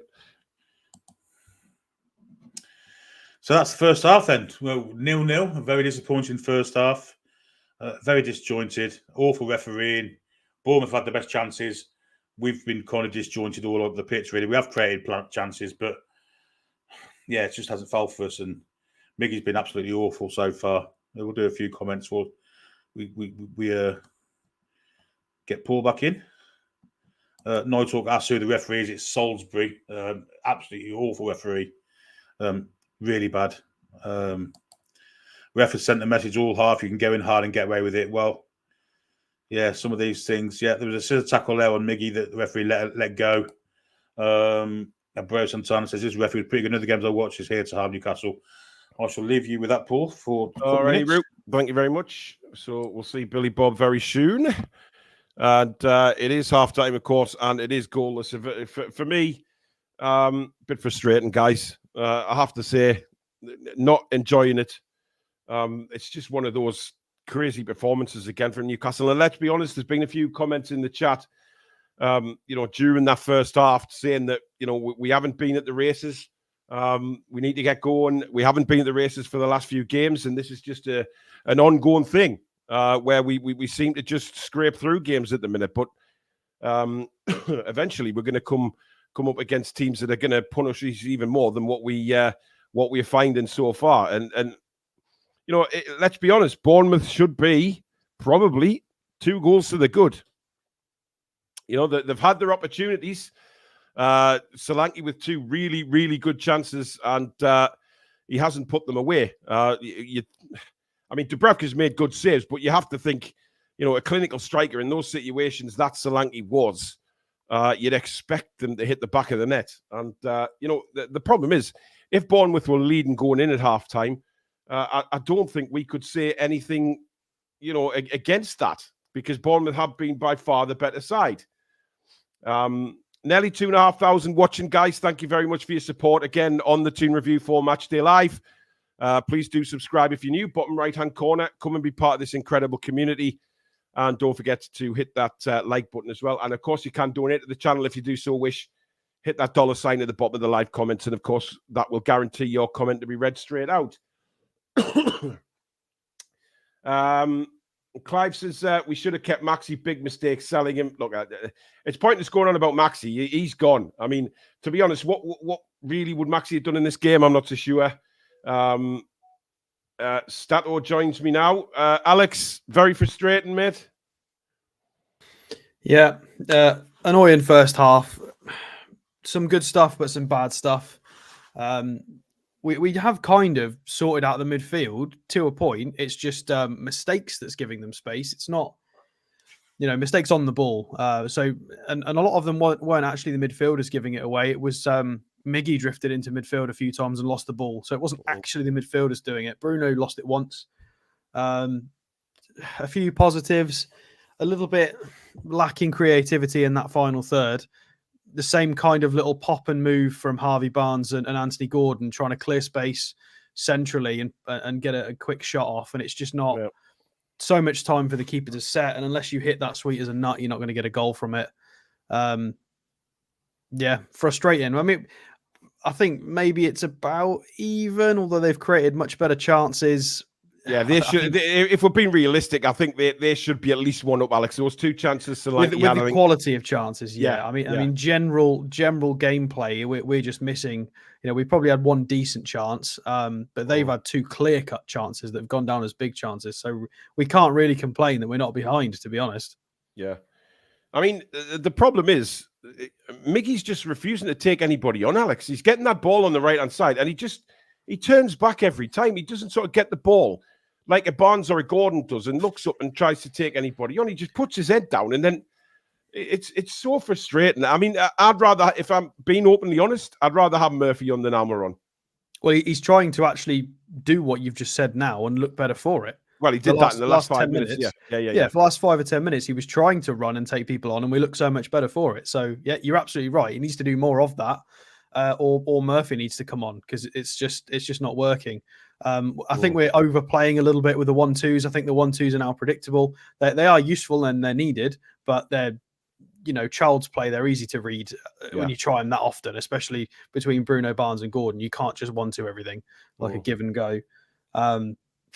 It's just a tricky one. It is a real tricky one. We're missing. I'll tell you who we're missing. Tonali. Literally Tonali, because Longstaff, I tell you what, for all his faults, he's taken up some really good positions. He's not stupid. He's a very clever player. Well, he made a very good run through the middle, didn't he? Yeah. Brilliant ball from Bruno, but he just didn't have the pace or the strength to get to stay on it. That's why we bought Tonali, because Tonali can do that, but just a bit better. Well, a lot better. So Sean's been doing some okay stuff, but then he's a little bit, in terms of the general midfield build-up, he's kind of missing. Yeah. He's just not there. Matt, thank you for your super chat. He says, I've seen this stat earlier, actually. Wilson's had 1 day less out injured than Michael Owen did, which is a crazy stat. Crazy stat. Duncan Anderson, welcome to Members Club. Thank you for signing up, and thank you for your ongoing support. Really appreciate that. If we look at left back, Alex, which is another talking point, I think Dan Burns done okay. He's been done for pace a couple of times, but apart from that, defensively, I think he's done all right. And apart from when he went forward and got in Bruno's way. Oh, yeah, that was extremely frustrating. And Bruno was right to be angry with him. But defensively, yeah, of course you're going to get isolated. And he's handled it well. I think we've not lost it through the midfield as often as we've done previously, and that's kind of helped. But on the odd occasion we've lost it. Dan Burns, he gets on his bike nice and early. He's positioned well. It's still dangerous. Clive's a quick player. Semenyo's a quick player. We've got to be really, really on it. But tactically it works. It's about execution of the actual players. They've got to make sure that they don't make silly little mistakes, because on paper and on a pitch, it does work. It's just about giving them the protection that they need. Dan Burns even tried to contribute a bit offensively, but I don't know. We want him to do more. We moan when he doesn't do more offensively, and then when he does it, I feel like I want to moan as well because he's just getting in the way. But I don't know what I want. I'm sure everybody feels the same. I mean, I've just seen a couple of comments regarding people asking, where Anthony Gordon's actually playing. I feel a bit sorry for Gordon because he's doing all right, but he's trying to find positions. He's not used to playing there. Let's be honest. And when the ball goes to Miggy, I don't think anybody has a clue where they want to run. No, that's true. I mean, it's very much half and half. Are we going to go as a team? Are we going to stop? I think Gordon's making really good runs that nobody's playing to. Miley's been playing some cracking through balls. The visions are excellent. The execution of passes is magnificent. Miggy's not spotting the runs, or if he's either that or he's spotting them, he's just not good enough to get the ball away. It is frustrating because people are making good runs. Barnes and Gordon have made so many good runs off the ball. Bruno's been trying to get the ball over. He started to get into the game a bit more. Miley found a few pockets of space. But yeah, it's a... Miggy doesn't get his head up side, does he? He runs with his head down. He's not going to see any passes because he's runs with his head down all the time. Well, he's looked better when he's been out on the left, but then he's playing as if we've got a centre forward and we haven't. Kendo says Miggy has had a better game with chances created, but he was so poor last. What chances has Miggy created? I don't think he's actually created a chance. I mean, there was a right-footed shot that was off target. He's played a couple of things into the box that were the right things to do, but we've got no centre forward, so it's the wrong game to be trying that. I thought he should have shot when he was in his left foot. He did have the one shot, which was just wide, of course. That was a good effort. Yeah, from distance, far away. But we've got to see more of that. We have to see much more of that. Dynamics Detailing says Miggy's been considered for the remake of My Left Foot. Yeah. 30+ million for Livramento, being man of the match multiple times. Can't get a game over Burn. It's mental. I don't think we can criticise Dan Burn today. No, we said that before you came on, Billy. I think he's done all right. Tatty Jake says we're 2-0 down and then he'll make changes. Well, there's not a lot he can do, is there? There's only one change he can really make, and that's Miggy for Murphy. That's the only one he can make. I don't see any other change he can make. And if he does that, then he may need to take Barnes off, and who's going to come on for him? Well, I want to see Murphy come on for Miggy, Billy. I think it'll give us much better going down the right-hand side. John Humble says, love your commentary, Paul and Billy. I must admit it gives me a heart attack every 5 minutes, but wouldn't change it for the world. Sue Smith is watching on Sky. She's a jinx. A 0-0 jinx. Oh, God. I think it's worth mentioning, we've not touched on it yet, and there's people screaming about it in the chat, and I think that's right. The referee has been absolutely atrocious so far. 11 fouls that have been called. I would say there should have been more, probably closer to 15. Only one yellow card. He's not protecting the players. It's kind of restricting... there's letting stuff go, and then there's that. You've had some 2 or 3 really nasty challenges, people getting away without bookings, and Christie was shocked as to the fact that he even got booked, which is madness because you can see studs on the back of a calf. You can see rip socks. It should have been a red card. There's a couple of them that were really, really nasty, and it's kind of, it ruins the game for us because we're unable to spring counter attacks. We're unable to play into space. But they're not punished for that. That's the whole point in having a referee. It's the whole point in having fouls, cards, free kicks, and that system in place. Because they're basically, it's cheating technically, isn't it? That's what it is in theory. And they're stopping us being able to play football, and they're not getting punished for it. We're just getting free kicks in non-dangerous areas. It's what City used to be so good at with professional fouls and just not getting that reputation. And it's not even that some of the challenges are actually quite harsh. Like the ref needs to wise up in this second half. I mean, the Senesi one was a scissor tackle on his left, Miggy's left leg. That was from behind, got none of the ball as well. That was last season. That was a red card. Scissor tackle. Revenger 32, thank you for your super chat. He says, can we bring up Duncan Ferguson's son Cameron for striker? He's gone out on loan. He's not at the club. I must be honest though. We're short of strikers. Why is there not one from the kids on the bench? Why is there not a striker there? It's ridiculous. It really is. No. Well, it's the same thing as what we said, 5 or 6 weeks ago about why we're not putting any young midfielders on the bench. It's the same thing. We've obviously got no faith. We've just sent out Nduweni to a third-tier Scottish club, which is basically National League standard. Basically, it's like 5th tier in this country. It's abysmal quality. Sorry for anybody who watches the 3rd tier of Scottish football, but it is shocking. So there's no faith in the young ones. I mean, maybe it's justified. Maybe they're just not good enough. But that's really sad. I'm just getting some stats up for the game. 63% possession for Newcastle. 8 shots with only 2 on target. Bournemouth 5 shots, 3 on target. Completed passing 201 for Newcastle, 93 for Bournemouth. 81% pass accuracy for Newcastle, 67 for Bournemouth. 17 touches we've had in the opposition box to Bournemouth's 6. Yet Bournemouth have had the better scoring chances. It's crazy how stats can look sometimes. The Casual Gamer, thank you for your super chat.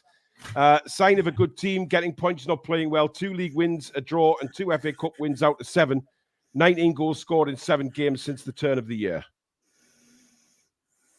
Well, I mean, but how many of them games have we actually played well in? I mean, Villa away, yeah. Sunderland away, yeah. The rest? Listen, we've got some difficult teams to play. I'm terribly worried about the Arsenal game, I have to say. The way Arsenal are playing, but, Anthony Gordon, 3 shots, 1 on target, 18 touches, and 2 touches in the opposition box. So, yeah, he needs to be obviously a bit further forward, but I think Anthony Gordon feels like he has to come for the ball. Yeah. Rather than anybody sort of playing him in, which is a bit frustrating, I guess. But I mean, Alex, we talk about this all the time. I mean, does he make changes at halftime? Does he take Miggy off? I think the personnel on the pitch are good enough to win this game. We just need to be careful. We don't look, because a lot of their chances have come from us dawdling with the ball. Miggy's lost it twice in midfield that's caused counter-attacks. It's problems that we can fix ourselves. Obviously, they're dangerous, but they've not created anything out of thin air. We've done something wrong to cause those chances. So, we managed to dig in. We got control of the game. We were looking a little bit more dangerous. I think we just need to, it's that final bit. We need somebody to really take control in the middle of the box as well. We're all dilly-dallying around with it, trying to play little 1-2s. Someone needs to stand up in the middle and take a shot. I think a couple of the lads are trying to do that, and they're getting their wires crossed, and they're both trying to take shots, whether it's Botman or Miggy getting in each other's way, or Burn and Bruno. I think they're all trying to take accountability, but yeah, we just need to be on the same page. For a team that's been together for quite a long time, I mean, albeit maybe Barnes is obviously a bit newer, but most of these lads have played together for quite a long time now. I want to see fewer wires getting crossed. You should know who's going to hit that ball. If I'm Botman or Burn, if there's a midfielder around me, let him take the shot, or a forward. You do not take the ball off of that forward's foot. Absolutely, you wouldn't have done that 20 years ago. Shearer absolutely destroyed you. Like, you just don't do it. Fabian Schär is probably the only one who's got a shout of doing that. But You're back on the pitch, Alex. So we will catch you at full time, my man. Fingers crossed for the win. See you in a bit, See you in a bit, mate. So that was Alex there. With his half-time thoughts, and of course he'll be back at full time. And of course, Billy and Alex will be doing the podcast on Patreon, Match Reaction, straight after the game, of course, straight after our show, and I'll be doing the reaction over here on YouTube, and that will be uploaded later on as well. So we're just about to start. Newcastle, of course, attacking the Gallagher. We're underway for the second half. Again, please, no spoilers in the chat. Wait till me and Billy have spoke about it, and then we can all talk about it in the chat. If you do, then unfortunately the mods will remove you, and we don't want that. So thank you very much. We have at present more already. Sorry, Arsenal are 3 up at Turf Moor. Wow. Nearly 2,500 still watching, guys, on Matchday Live here on the Toon Review as Gordon burst into the penalty area, but he's given a free kick. How is that a free kick to Bournemouth? He chose the wrong option, didn't he? Should have cut inside.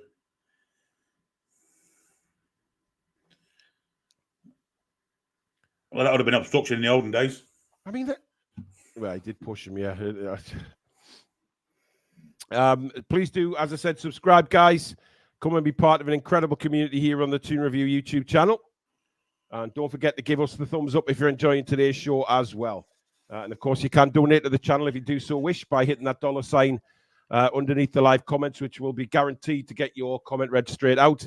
And of course, you can become a member by hitting the join button just underneath myself and Billy. And welcome to all our new subscribers who've subscribed so far today. And welcome to the channel.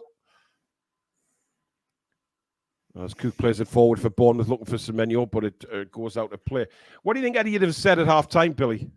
I just think they need to be a yard quicker. I think they need to be less kind of disjointed. I think they need to believe in what the teammates are doing and not clogging up the channels, which has been happening quite a lot. But they've got to be wary of Bournemouth on the counter, and that's their big weapon. I think the pace they've got and hits on the counter. They're on a good move now, to be fair. Yeah, Christie playing a 1-2 there with Solanke, swung into the box.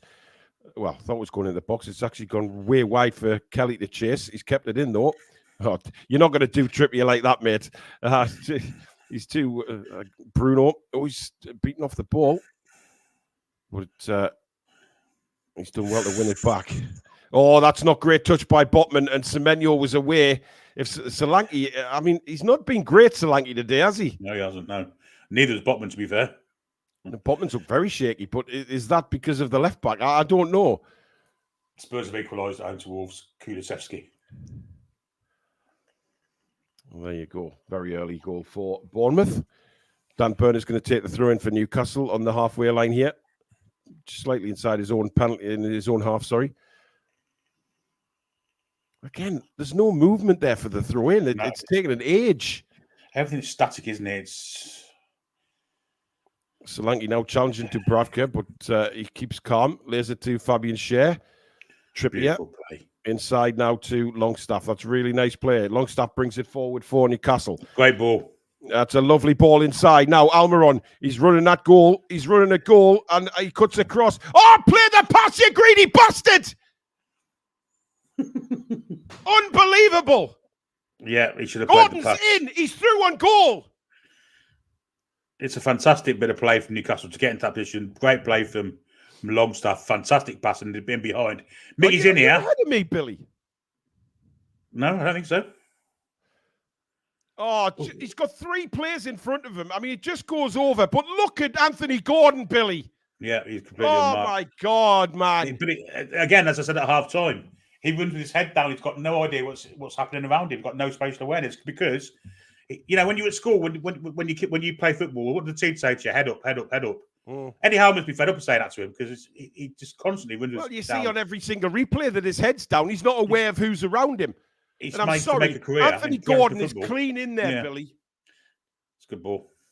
It might be Eddie, yeah, as it's Miley. Miley still. Miley. Oh, I think he went out at the end of the day. Pause a second.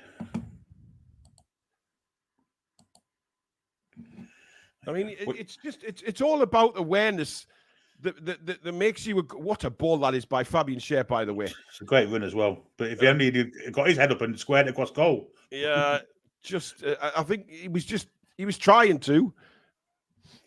Yeah, it was well defended, I guess. Toontown Deck says unlucky, Mickey. It wasn't unlucky. He shouldn't have shot. Well, if it goes to the net, of course, we're all saying he should have, but it didn't at the end. But get your head up. He's got to get his head up and be aware of what's around him. I mean, Gordon, he's 30 years of age. He's a professional footballer, and I don't get it. Gordon is unmarked. Incidentally, it looks like Barnes has started through the middle for the second half. Oh, Dubravka slipped! No! And Solanke has scored as Dubravka slips on a back pass. And that is awful bad luck for the goalkeeper. And Bournemouth have taken the lead through an absolute shithousery of a goal. And the 30 fans that have travelled up from Bournemouth go wild. What a gift that is. Slap my granny's arse with a trout. Bournemouth are in front. It's a terrible, terrible mistake. And Newcastle United are behind Billy Trey. Yeah, it's an absolute gift. We played around the defence. Botman's passed the draft out. He just slipped over. That's rotten luck. It's terrible luck, Billy. It's not. It's not. You can't say. There's no blame there. No one's done anything wrong. Dubravka. He's just slipped. I mean, it's good pressure from Solanke, I guess, but that's just ridiculous. Bad luck. It really is. It's not anything Dubravka's done wrong there. His first touch was fine, and then his right leg gives way. That's just horrific bad luck. So unlucky. Horrific bad man. Luck. Wow. I mean, I feel for Dubravka there. I really do, because that wasn't... Oh, come on, referee.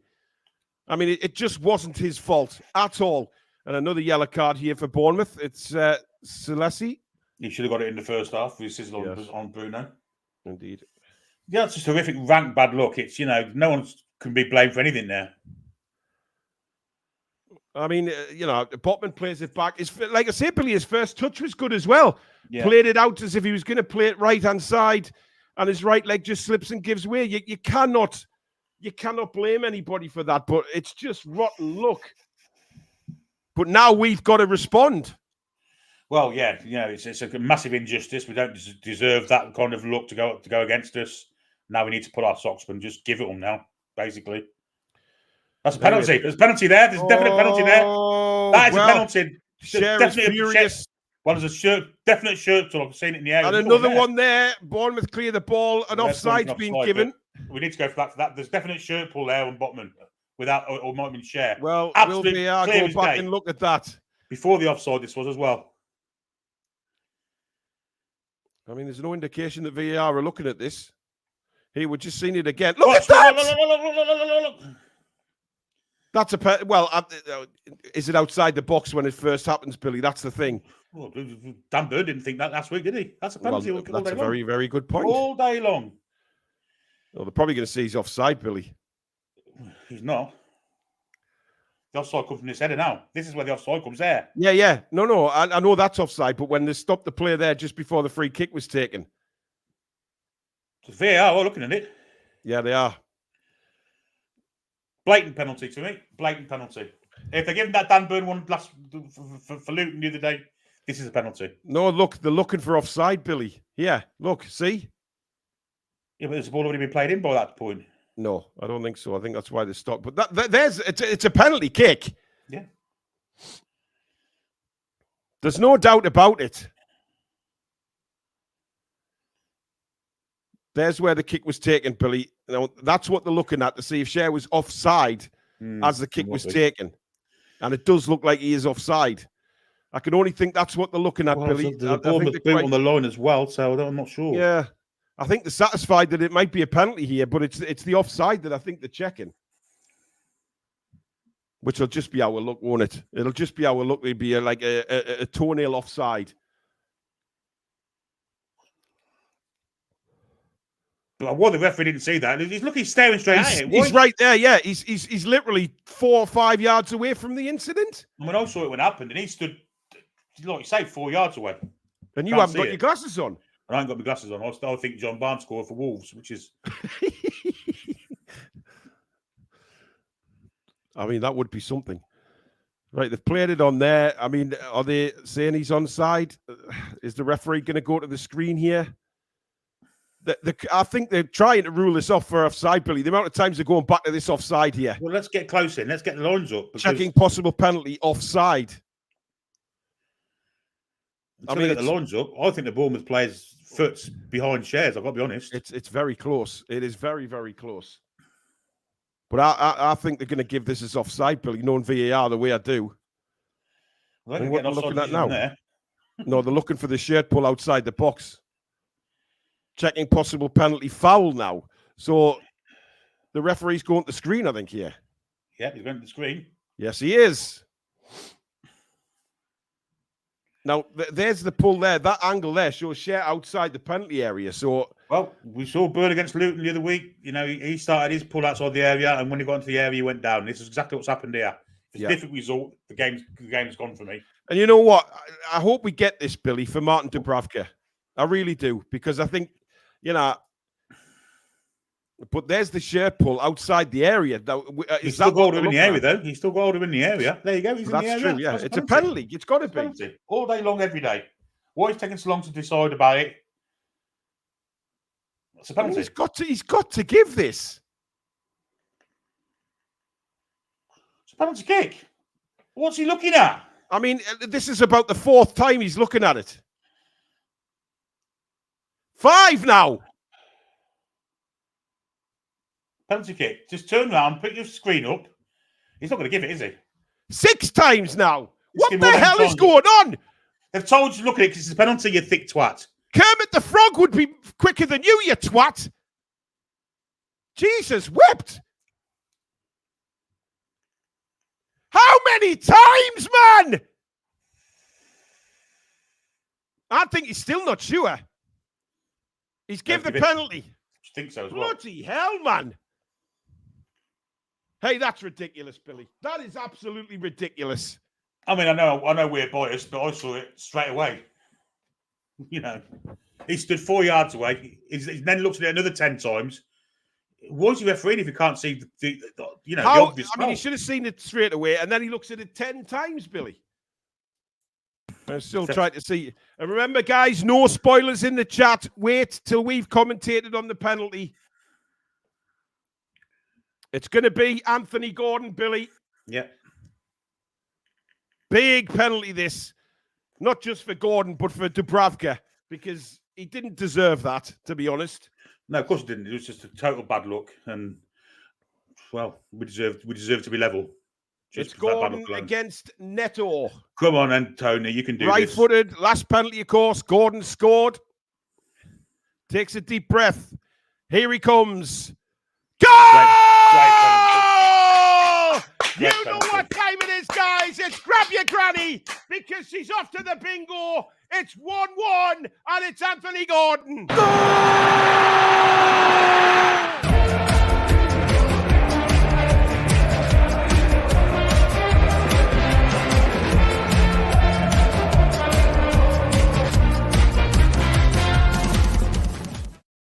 Brilliant penalty, Billy. Yeah, the keeper went the right way, but there was no way of getting to it. It was perfectly placed. Fantastic penalty. And justice has been served here in spades, because what happened to us 2-3 minutes ago, that didn't deserve to happen. And we've just got a penalty and we're back level. Well, now we've got about, look at Dubravka. I mean, that must be a massive relief. Now we've got to go on and win the game, but Bournemouth are coming back at us. Yeah. Here is Clivett into the box, crossed in, back post, good clearance, Dan Burn. I think it was a good clearance. Gordon has it now. Burn again. And he's won a goal kick. That'll do us. We've got a gifted membership. Gillian Watson is gifted one Toon Review membership. Thank you very much, Gillian. And Anoy, thanks, Anne, for your super chat. Go on, Gordon. Indeed. Now, we've got to go on and respond again and win this game, Billy. But at the minute, we're just giving it away again. Yeah, we do. Just lumping it aimlessly, really. Meg happened there. Kelly's ball in. Solanke takes it down. Clivett! Oh, that should have been 2-1. Inches over the bar. Should have been, yeah. Oh, my goodness me. I mean, the ball's played in by Kelly here. Solanke just kind of gets a touch on it, and then Clivett on the half volley sizzles it about, well, it looks like a foot over the bar. And I'll tell you what, though.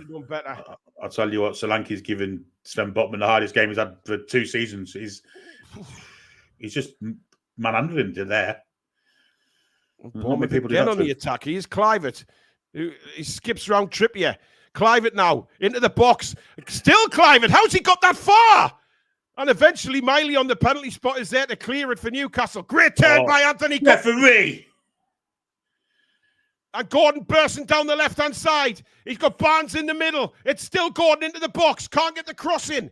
Turns back. Bruno lets it go through to Almiron. Oh, my goodness. Get him off the pitch now. That man! Get him off the pitch. Just get him off. Don't want to see him ever again. That's absolutely abysmal. What is he thinking? He's got Kieran Trippier in acres of space down his near flank as well. I mean, if he'd have gone down now, I think he's red carded there. Been booked already, hasn't he? But what is he? I mean, Gordon does brilliantly, by the way. Yeah, he and does. It turns back, rolls it. Bruno dummies it. It comes to Miggy. Look at this move. Look at Trippier, man. He's going ballistic with him. Get him off the pitch. Just get him off the pitch.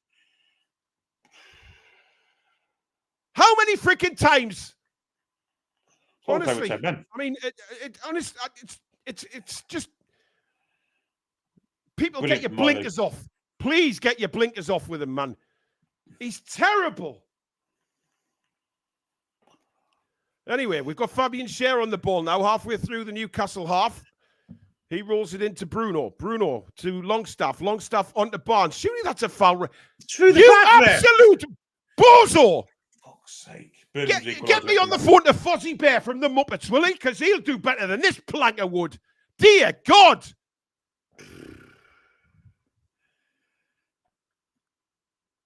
Scrape my eyes out with a bloody wooden spoon. Shocking. Look the at that. Referee! He's managed to give this one. Wow. Yellow card. I should think so as well. What do you mean, what for, you plank? Fucking Third purple card dinosaur. for Bournemouth. Bloody purple dinosaur foul in there.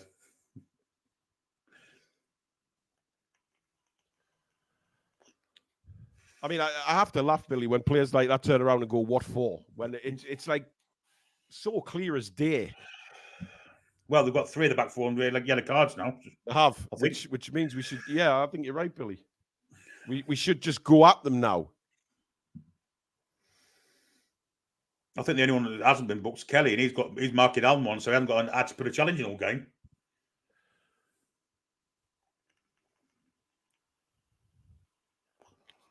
Stick a hot sausage down my pants. Honestly, can't believe this sometimes, what you watch with these referees. Trippier floated in, it's not great. He's touched that, hasn't he? Well, I thought he touched it, but I mean, they kind of give that as a back pass.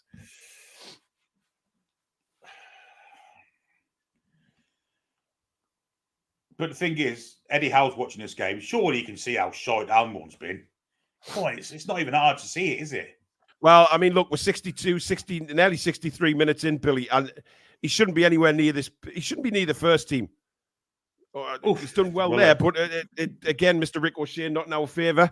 Paul 12-man Toon, thank you for your super chat. Miggy is good at certain things like smiling, but certainly not football. Well, people will disagree with you, mate, unfortunately. You know, there's people with Miggy blinkers on for some reason. Anyway, Bournemouth have the ball now. I mean, Bournemouth will be exceptionally disappointed that they didn't, you know, the giveaway. That's a long ball. I don't think he'll keep that in. Can't fault him for effort, though. Ivan's putting in a shift this second half for Bournemouth. He's got some pace about him as well. Wolves have to be taking the lead at Spurs, and John Barnes has scored again. And Arsenal 4. Well, Jacob Murphy is having a chat with Mad Dog at the minute. So it's got to be for Almiron. If he keeps Miggy on the pitch, I will wave my arse in protest, Billy. Well, we've got to remember John Barnes. I need to say it again. Harvey Barnes has not had a full 90 for a long time. So, well, they've moved Harvey into the middle, and he hasn't been as effective in the middle. That's to be honest. Ref. Flipping it. How many times are we going to say that in this? It's fault for them again. Yeah, it has, and it's Tavernier now into the penalty area. Nobody goes to him, and it's deflected off Fabian Schär. No, it's gone over the bar. That's a poor shot. And again, we just let him waltz into the box and have a shot. That was awful defending. Trippier was at fault that time, I think. Well, I mean, Trippier had to cover the runner. He's covering 2, isn't he? Yeah. So it's not really Trippier's fault. He's got to mark someone. Oh, that's not a good header. And Bruno now bursts forward. Not got a pace, so is he? Bruno's still going. Bruno. Oh, how's that not you jammy twats. You jammy South Coast arseholes. Christ almighty. Senesi's intercepted it. I mean, it was a worldie of a ball from Bruno across the box. Fantastic strength from Bruno as well to keep him away from Kelly. I mean, Senesi had to get there, Billy, because it was a world-class ball. And how that hasn't nestled in the corner, I'll never know. I mean, Rick O'Shea has literally been their best player today. Yeah. Dylan, thanks for your super chat. Hope you boys are both well. Good to be back. Well, my chest feels like I've got an elephant sitting on it right now, but you know me and Newcastle United and the passion I've got. I'll suffer for it later, but I don't care. Short corner now. Played to Miggy. Miggy back to Trippier.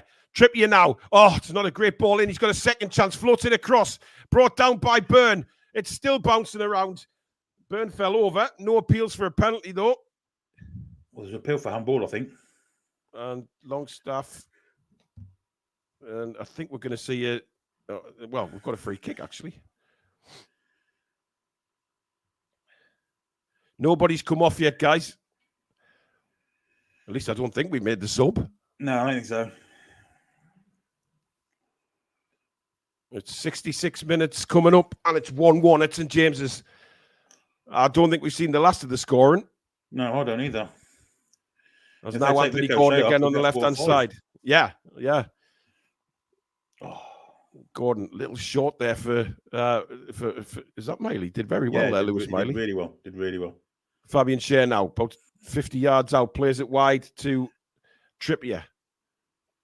Trippier to Bruno. Bruno's got an overlap and Almiron here. Almiron does put a right foot cross in, and it's a brilliant ball. Fucking ricochet See, again. there's my point, Billy. Yeah. He can play it with his right foot. Sidey Rita, thank you for your super chat. We'll win this, lads. Fear not. Please say hello to... I have no idea. I mean, these Irish names. Billy, help me out here. I can't see the stream yard, mate. Otherwise I would. Oh, shit. Is it Ein? How's it spelled? A-I-N-E with a little apostrophe above the A. Yeah, I guess it's Ein or Ein or something like that. Ian, Aileen, Lee, and Robin, who are watching the Toon review with us. Sorry if I've mispronounced your names. I really... Good God. I really do appreciate it that you're watching, guys. Big shout out to you. You saw your names on the screen, even though I probably butchered them. I do apologise. Murphy's on. Oh, that's a good ball through. Anthony Gordon. Oh! Why did he chip the keeper there? Wrong choice. Wow. Float it into an empty net. Good Lord. Well, oh, dear me.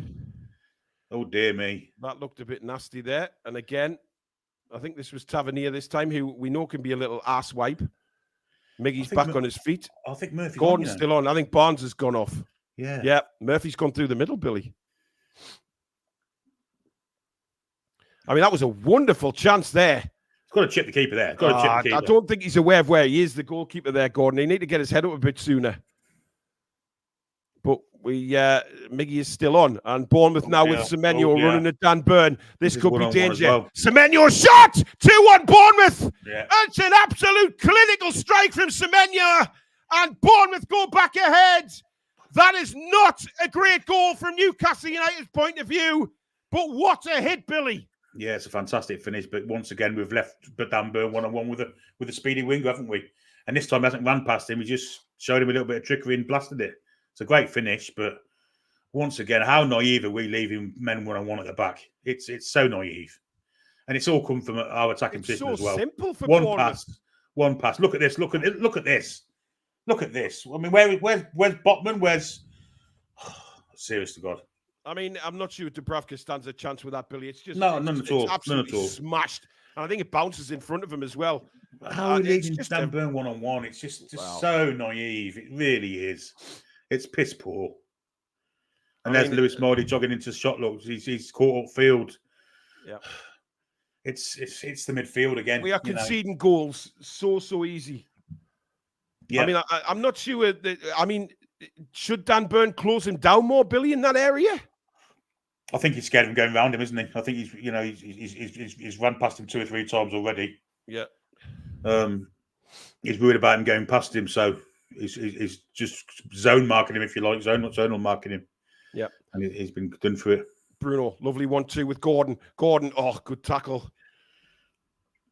Tell you what, he had to get that tackle right, Billy, or that was another penalty. But Bournemouth now will want to hang on to this, but we pressing forward against pace again, Billy. We know we're at risk of a counter-attack again. Exactly. Yeah, this is it. Almiron to Trippier. Trippier's touch is not great, and he loses the ball. It goes out. Don't fall over like a prat. Clive had fallen over looking for it. Clearly looking for it there.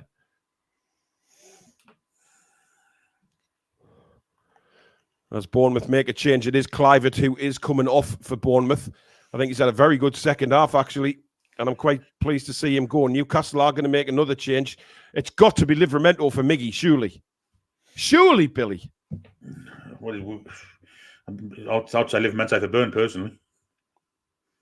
If we're going to go attacking like this and leave ourselves one-on-one at the back... it is Dan Burn, actually. You're right, Billy. It is Burn coming off.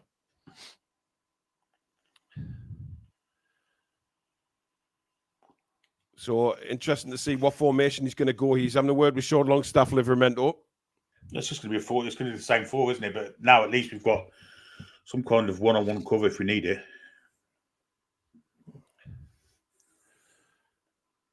I mean, I don't think Dan Burn's been particularly bad today, Billy. I thought he's been all right. But in that situation, I mean, yeah, he's probably in 2 minds whether to go and make the challenge because he's not sure whether, Semenyo can just kick the ball round him and he's away. if Burn makes a challenge, and he's not confident enough to maybe get the ball. Semenyo now just trying to play Solanke in. Share. But look at Bournemouth. The tails are up here. You know, they're chasing down. And it's always hard when you're chasing the game, Billy, which we are. And, you know, frustration will creep in. But Livramento on a little mazy run here. Then lays it back to Fabian Schär. Well, I've got something to hold on to, haven't they? Which is, you know, they didn't hold on to it for long last time. But, I mean, this time it's a legitimate goal at least. Yeah.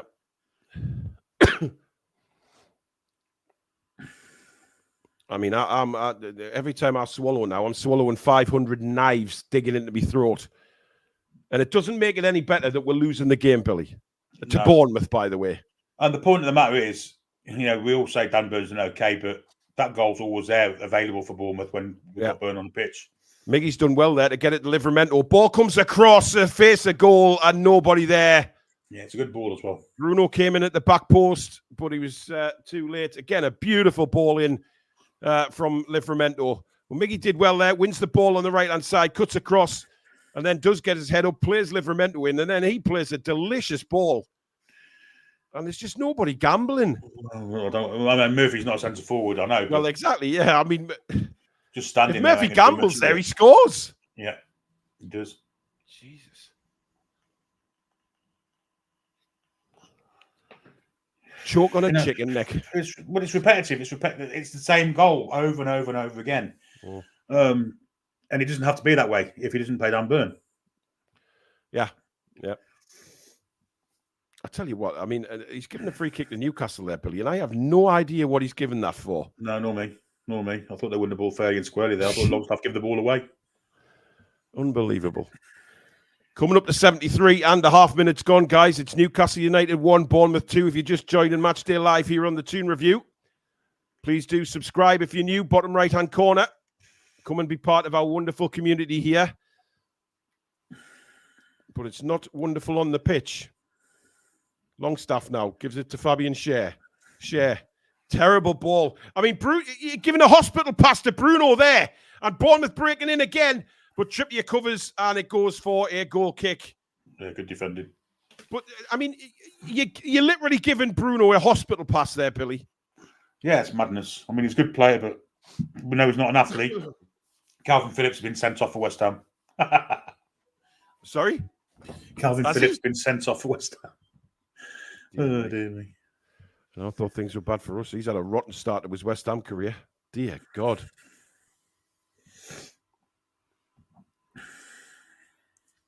I mean, you know, I guess it's a case of, you know, how many games could we have got away with it, Billy, when we're not particularly playing well and we're shipping goals for fun? Yeah, what we've done is we've swapped our home form for our away form, haven't we? That's what we've done. Yeah, yep. Murphy giving chase. And, that's cut out. I mean, we haven't been great away from home either. It's the goals we're conceding that I'm worried about, Billy, because it's putting sort of, you know, it is a case of, you score 2 or 3, we'll have to score more. That's the way these last few games have gone. Well, we know why that is. It's just a total blind spot from the manager on Dan Burn's part. It really is. It's yeah.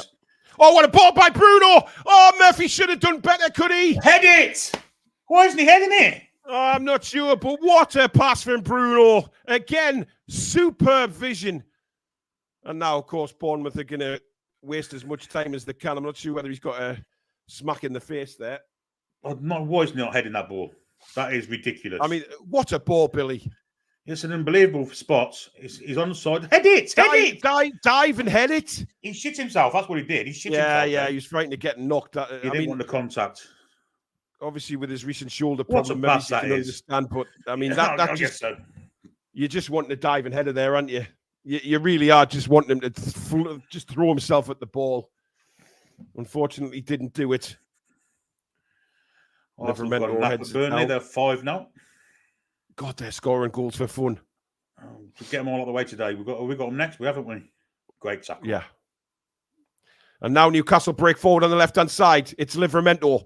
Livramento now, all the way, 10 towards the penalty area. Livramento has to check back. In fact, it was Lewis Miley with the run. Bloody hell. Didn't think it was Bruno is going to crack this, and it deflects for a corner. I didn't think it was Livramento. It was yeah, Labour, to say the least, wasn't it? Yeah. See, the thing is, Billy, right? Bruno shoots from there, from around 40 yards out. Yet he was in a really good position in the first half and didn't hit it. Yeah. Still corner ball. Yep. We need to get a goal quick, and let us have a last 10 minutes to try and get the winner. Trippier with a corner, and it floats right on the penalty, 6-yard box again, but again, nothing. Miggy tries to play it back in and may as well have hit it with a feather. Miggy's back getting the ball now, plays it to Share. Share closed down very quickly, and Miggy's going to take advantage of a Bournemouth slip up, but his touch was like a brick, and Newcastle, 2 balls on the pitch here, but the referee allows play to go on. Bruno now for Newcastle. Inside to Miley. Good tackle. And it's just not dropping our way at the minute. Yeah, it's poor first. Just not dropping our way. Yeah. That's intercepted. Bournemouth coming forward again here. And Tavernier is just going to let that go out of play for a Bournemouth throw. And they are going to make another change, Bournemouth. And it's Semenya coming off. And I'm not disappointed to see him go off, Billy. Yeah. He's had a good game, hasn't he? He's give Dan Burn a really hard game. It's a fantastic finish, this. Burn's not sure whether to stick or twist. In the end, he does neither, and it's a fantastic finish. Can you remember when you pulled a somersault like that, Billy? Absolutely not. No. I think if I tried that now, I'd be in a wheelchair for the rest of my life, to be honest. But he comes off, and replacing him is Papadango. Ian Fleming, thanks for your super chat. He says, this is awful. Major changes are needed in the summer. Well, if we don't qualify for Europe, you'll be getting major changes because our best players have won it. That's a foul by Fabian Schär. That was a sneaky one. I'm surprised he hasn't been booked for that. But then again, this referee, you never know. Schär's having a laugh at Solanke there, but he did stick a foot out to trip him up there. A little bit of a sly one from the Swiss. Well, I'm not sure he got much on him, Billy, but his foot was high. Solanke obviously felt it. Oh, my stream's deciding to go a bit all haywire again, Billy. I'm just going to try a refresh. Yeah, Gotta get a refresh. Lewis Cook's leaving the free kick for Justin Kluivert to take. So sorry, it's Marcus Tavernier. Right. You in? No, I've got the spinny wheel of death again. I'm up from Tavernier. Is going to bend it with his left foot in. It's an in-swinger. Good header. Is it a good header? No, it's not. But Newcastle can clear it with Trippier. Long hoof down the pitch to no one in particular. Taken on its foot by Kelly. Lays it all the way back to the keeper. And the keeper hits it long into the centre circle where Miley challenges for it. Doesn't win it. And Papadango is up against Livramento on the far side. Or Usman Dango, Usara Dango. I don't know what he's. We've got a ball in now to number 14, whoever he may be. Alex Scott. Back to Dango from Bristol City. We were interested in him not long ago. A couple of seasons ago when he was still quite young. Yeah. Very, very good player. Lewis Cook has it now, just in front of the centre circle. It's Christie, in fact. Plays it wide, where Dango is again. Dango up against Livramento. Blocks there by Miley. Falls to a Bournemouth player again. Distance. Doesn't go for the shot, but he plays it in. And Bournemouth manages to keep hold of the ball here with just a successive kind of ricochet series. It's unreal how the ball keeps falling for them. They now have a bit of control with Senesi. Just going to change the internet over Billy again. Okay, Kelly's got it. Ball down the line. It's a good one. In behind Trippier. Tavernier trying to get into the box. He gets into the box now. Plays it to the edge of the box where Lewis Cook is trying to bend in the far corner. Great save, Dubravka. And moved away by Livramento.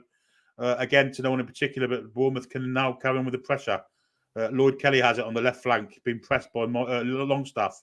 Little 1-2, gets him in again. It's Tavernier. Tavernier is going towards the box, running towards Fabian Schär. Trippier trying to get back. Little square ball, good slide though from Miley, and it's cleared. So again, to no one in particular. Just hoofed it down the pitch, isn't working for us. We've got no height up there. Christie's right by Murphy. Billy, I'm on 81.06. Just a bit ahead of me then. Okay. Well, again, the referee gives a free kick on Cook. I think Cook got the ball there, but listen, I'll take anything right now. Absolutely anything right now to try and get us on the attack. Dubravka did well there. Yeah, it's a good save. Yeah, we're allowed with this shop. I mean, we are allowed with this shop. Yeah. Here's Livramento on the left-hand side. Cuts it back to Bruno. Back to Botman. To Bruno. Bruno. That's a great ball, and we're going to get a corner out of that. Livramento had made a good run. But, Billy, I mean, you know, people talk about injuries. That starting 11 we had today is surely good enough to beat Bournemouth. With no disrespect to Bournemouth. But if we are supposed to be this great side, we've got players in that starting 11 who surely we should be doing better. Well, we've known for weeks that we weren't going to have a centre forward, so we've had a week's training, and yet we look like the forward men don't know each other. You know, it's been shocking, really. It's been very disjointed, very bitty. There's been periods where it looked okay. But that's a nice turn by Gordon into the penalty area. Anthony Gordon, across it comes. Cleared away by Bournemouth. As far as Trippier again. Trippier now. We'll send this back into the penalty area. Not the best ball, but Botman's header across. It comes loose. And Tavernier won that. Big tackle. Murphy now. Big chance here. Share on the right-hand side. On his left foot. And it's a couple of yards over the bar. Yeah, not a bad effort. I mean, I don't think he could have done anything else there, Billy. The form he's in, he probably would have thought, I fancy this. Yeah. There's no substance to our players. It's very disjointed. Honestly, don't know what they've been doing in training all week, because it's just a disjointed, bitty performance. It's not been good enough for me. Not been good enough. Definitely not. As the rain is lashing down at St James's Park, 83 minutes gone. It's still Newcastle United 1, Bournemouth 2, and Newcastle running out of time as the rain lashes down, Billy. Yeah. And that looked like a push by Botman, and it is. Now, why has he gone down holding his knee, Billy? Lord knows, it must be the way he fell. I've not been impressed with Sven Botman today. He's been really been all over the place, hasn't he?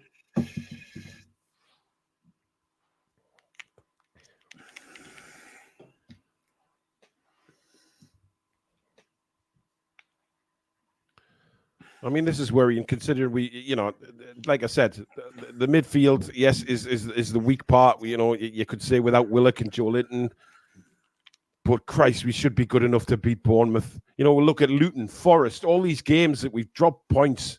Yeah, it's been abject. I've got to be honest. I mean, it's ridiculous, Billy. You just shouldn't be dropping points like we are. I mean, you've got the happy clappers who say that, the manager and certain players can't do nothing wrong, but this hasn't been good enough for a while. It's not a one-off. Far from it. Yeah, I mean, that's poor from Trippier there. That is really poor. And it's put us under pressure now. Christie. Oh, good reading of the game by Bruno. Bruno still. Got to be careful here. Oh, great strength from Bruno. Too much. But that's too much from the Brazilian. But Fabian Schär is there with a calm touch and plays it out wide to Livramento. Livramento now bursting forward over the halfway line on the left-hand side. Rolls it into Almiron. Almiron now brings it forward. Little ball inside to Miley. Miley to Livramento. Cuts in. Again, there's not... they're looking for movement and they're having to go backwards. Yeah. My point about having a striker on the bench, even if it's one of the kids, Parkinson, whoever it may be, you need a striker in the middle of that park, to give them something to aim for. It's... Especially when you're trying to chase a game like this. That's what I played. Yeah. Oh, unlucky. Yeah. Longstaff made a good run, but Longstaff looks out of gas as well. That's the worrying thing. DJ, thank you for your super chat. He says, injuries are killing us, yes, but we are about to be beaten again by Bournemouth, another bottom half team. Eddie has got it wrong again, and we look clueless. I mean, look, I don't think there's any defending this at all, to be quite honest. But you will get the people that will say, oh, yeah, but look at all the injuries. I'm sorry, but the players we have available should be good enough to beat Bournemouth. And again, no disrespect for them. They've just got to turn up and do a job. And, quite frankly, they have. But these players and the manager are not turning up here. We're making mistakes. We'll look all over the place. We just look so disjointed all the time. And it's becoming a problem. It is becoming a problem. It's becoming the norm, which is the worst. It's... Yeah. Lackluster displays. Really lackluster. I mean, yes, the players have got to take responsibility as well, though, Billy. It's not all down to Eddie Howe. These players should have the passing should be better. The movement should be better. They've got them, it's not all the manager's fault. As Fabian Schär takes a tumble, he's going to get booked for that. Yeah, damn right he is. The thing is, Alex Scott got away from him there. Because of the injuries, there's no competition for places. It's easy for them. They're on easy street. Yeah. But the one position where we have got competition is the place where he should have made changes. Absolutely. Yep. I mean, Fabian Schär had to take one for the team there. Again, an unfortunate slip for Schär, which ends up in him getting booked. The Ruffiad Bernician says, I'm just listening in. As in Australia, how bad is it? Oh. Yeah, we'll not see anything. Almiron now gets it to Livramento, to Bruno now. Turns, and again, does well to get it to Fabian Schär. Schär's now got space to bring the ball forward. Under 3 minutes of normal time left. There will be a good chunk of additional time because of the VAR penalty incident. Here's Almiron now on the left-hand side. Almiron, in it comes. Who's he crossing it to? Just an awful cross, and it's out for a goal kick. Yeah, look, I've said enough on him. I'm not going to say any more. It's just garbage. No, the manager keeps picking him. No.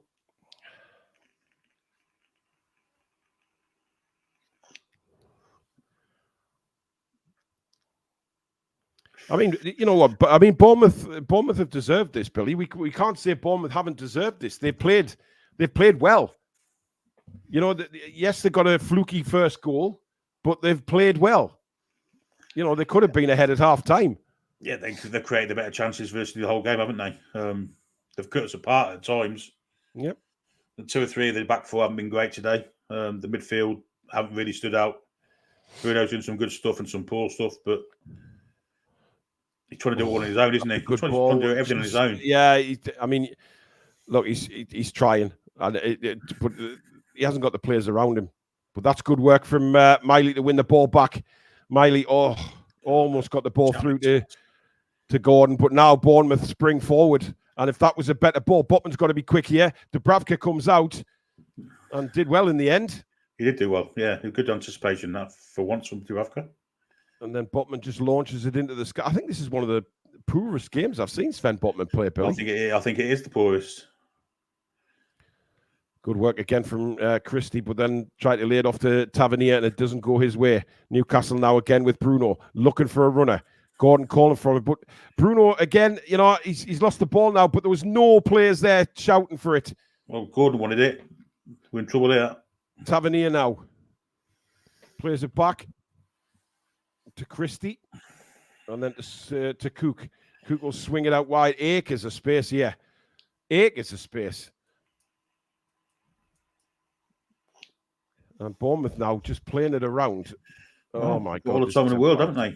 They've got all the time in the world. They can just, This is embarrassing, Billy. It's embarrassing. That's a great run. I think he's onside as well, Billy. Into the box. Great chance. And I think that might be a goal kick. It is. Yeah, good work by, I think it was Livramento that got back.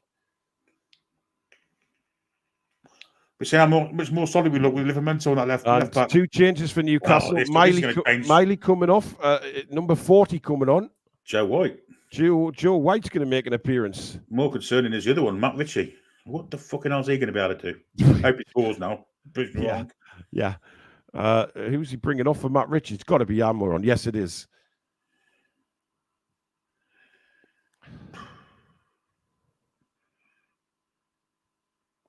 Shaking in Almiron's hands. That annoys me, Billy. When you're getting beat off fucking Bournemouth at home, right? And then you're shaking your players' hands when they've been garbage. It's really frustrating, that. If I was on that bench, I'd be saying, get your ass sat down, you useless shit. Probably do his motivation no good, of course, but hey-ho. Here's Livramento now. Inside to Murphy. Murphy looking for options. Plays it left. Matt Ritchie now. Ritchie inside to Bruno. Bruno looking for a runner. Doesn't get one. Goes back to Botman and now across to Schär. Schär. Bruno in a bit of space here. What can he conjure up? In comes the ball. And my system freezes. God damn it! Yes! We scored! Yes! And is? It's Matt Ritchie. I don't believe it. Oh, would you believe it? Matt Ritchie has equalised. It is 2-2. Grab your granny. Goal. It's bingo time again.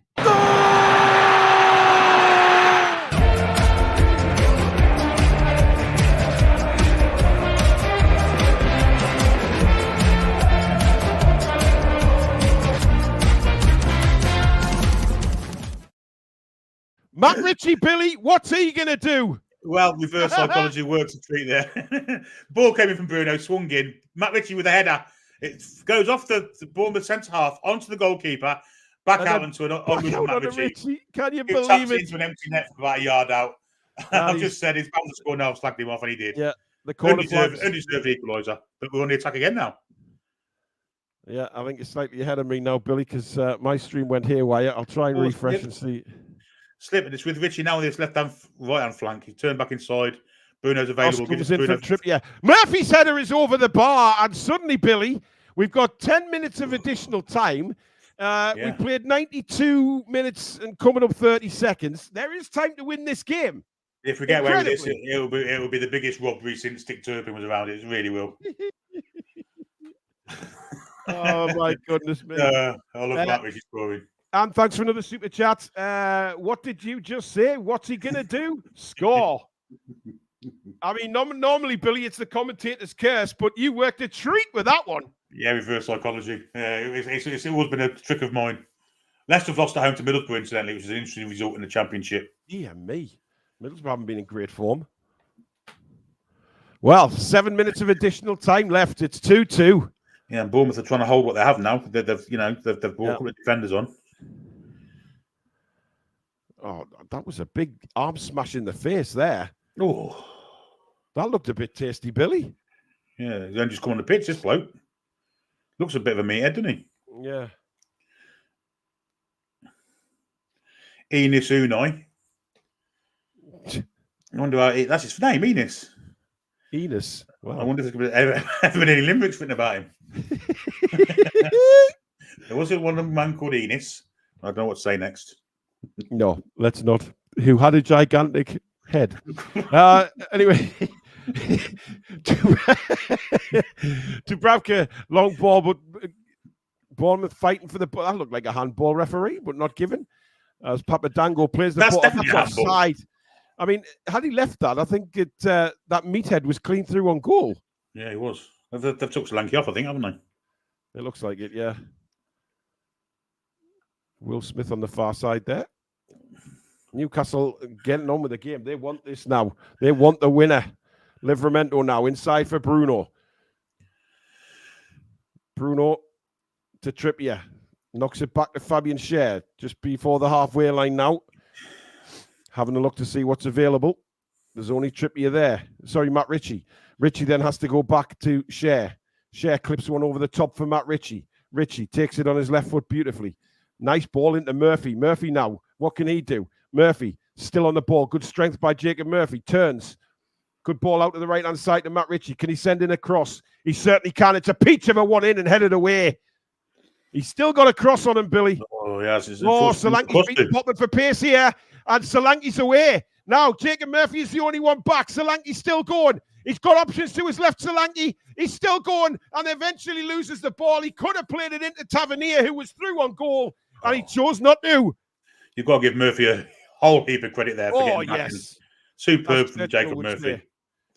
Oh, well, that's a foul on Anthony Gordon.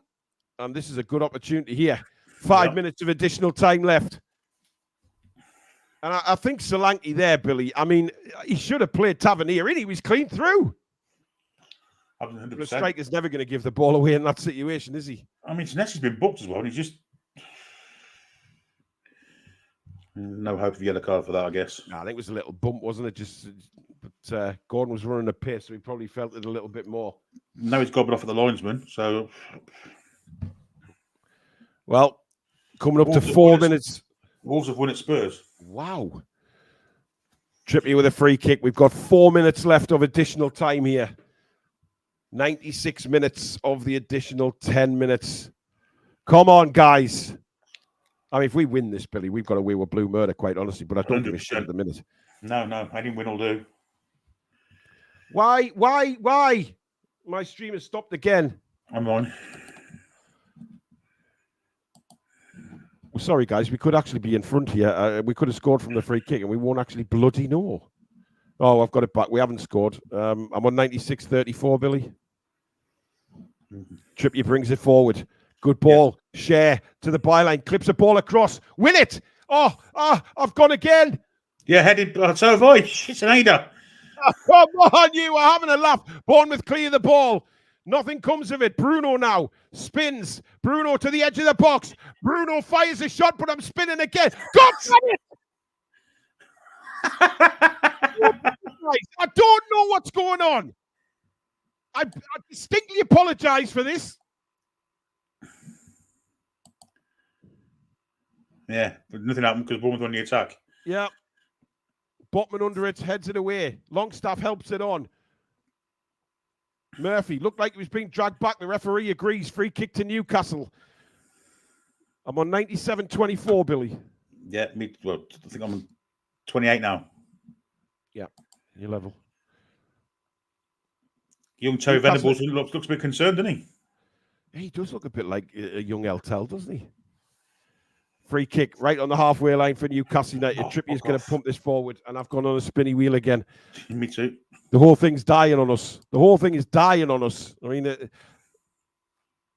and Newcastle, it's a free kick to Bournemouth, Billy. Joe White, and of course, Bournemouth are going to try and keep what they've got. Alex Scott stays down for a bit and then suddenly gets up and walks away. 2 minutes left. Come on, Paul. On top of that. Not with a minute on top of that. With the goal. I mean, a draw's still no good, Billy. It's still fucking shite, to be honest. I mean, let's be bluntly honest here. Yeah.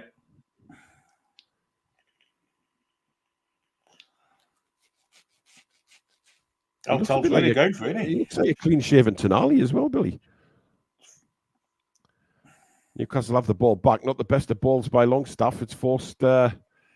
Sorry, it was Joe White. Forced Livramento right back, and he's giving it away in a terrible place.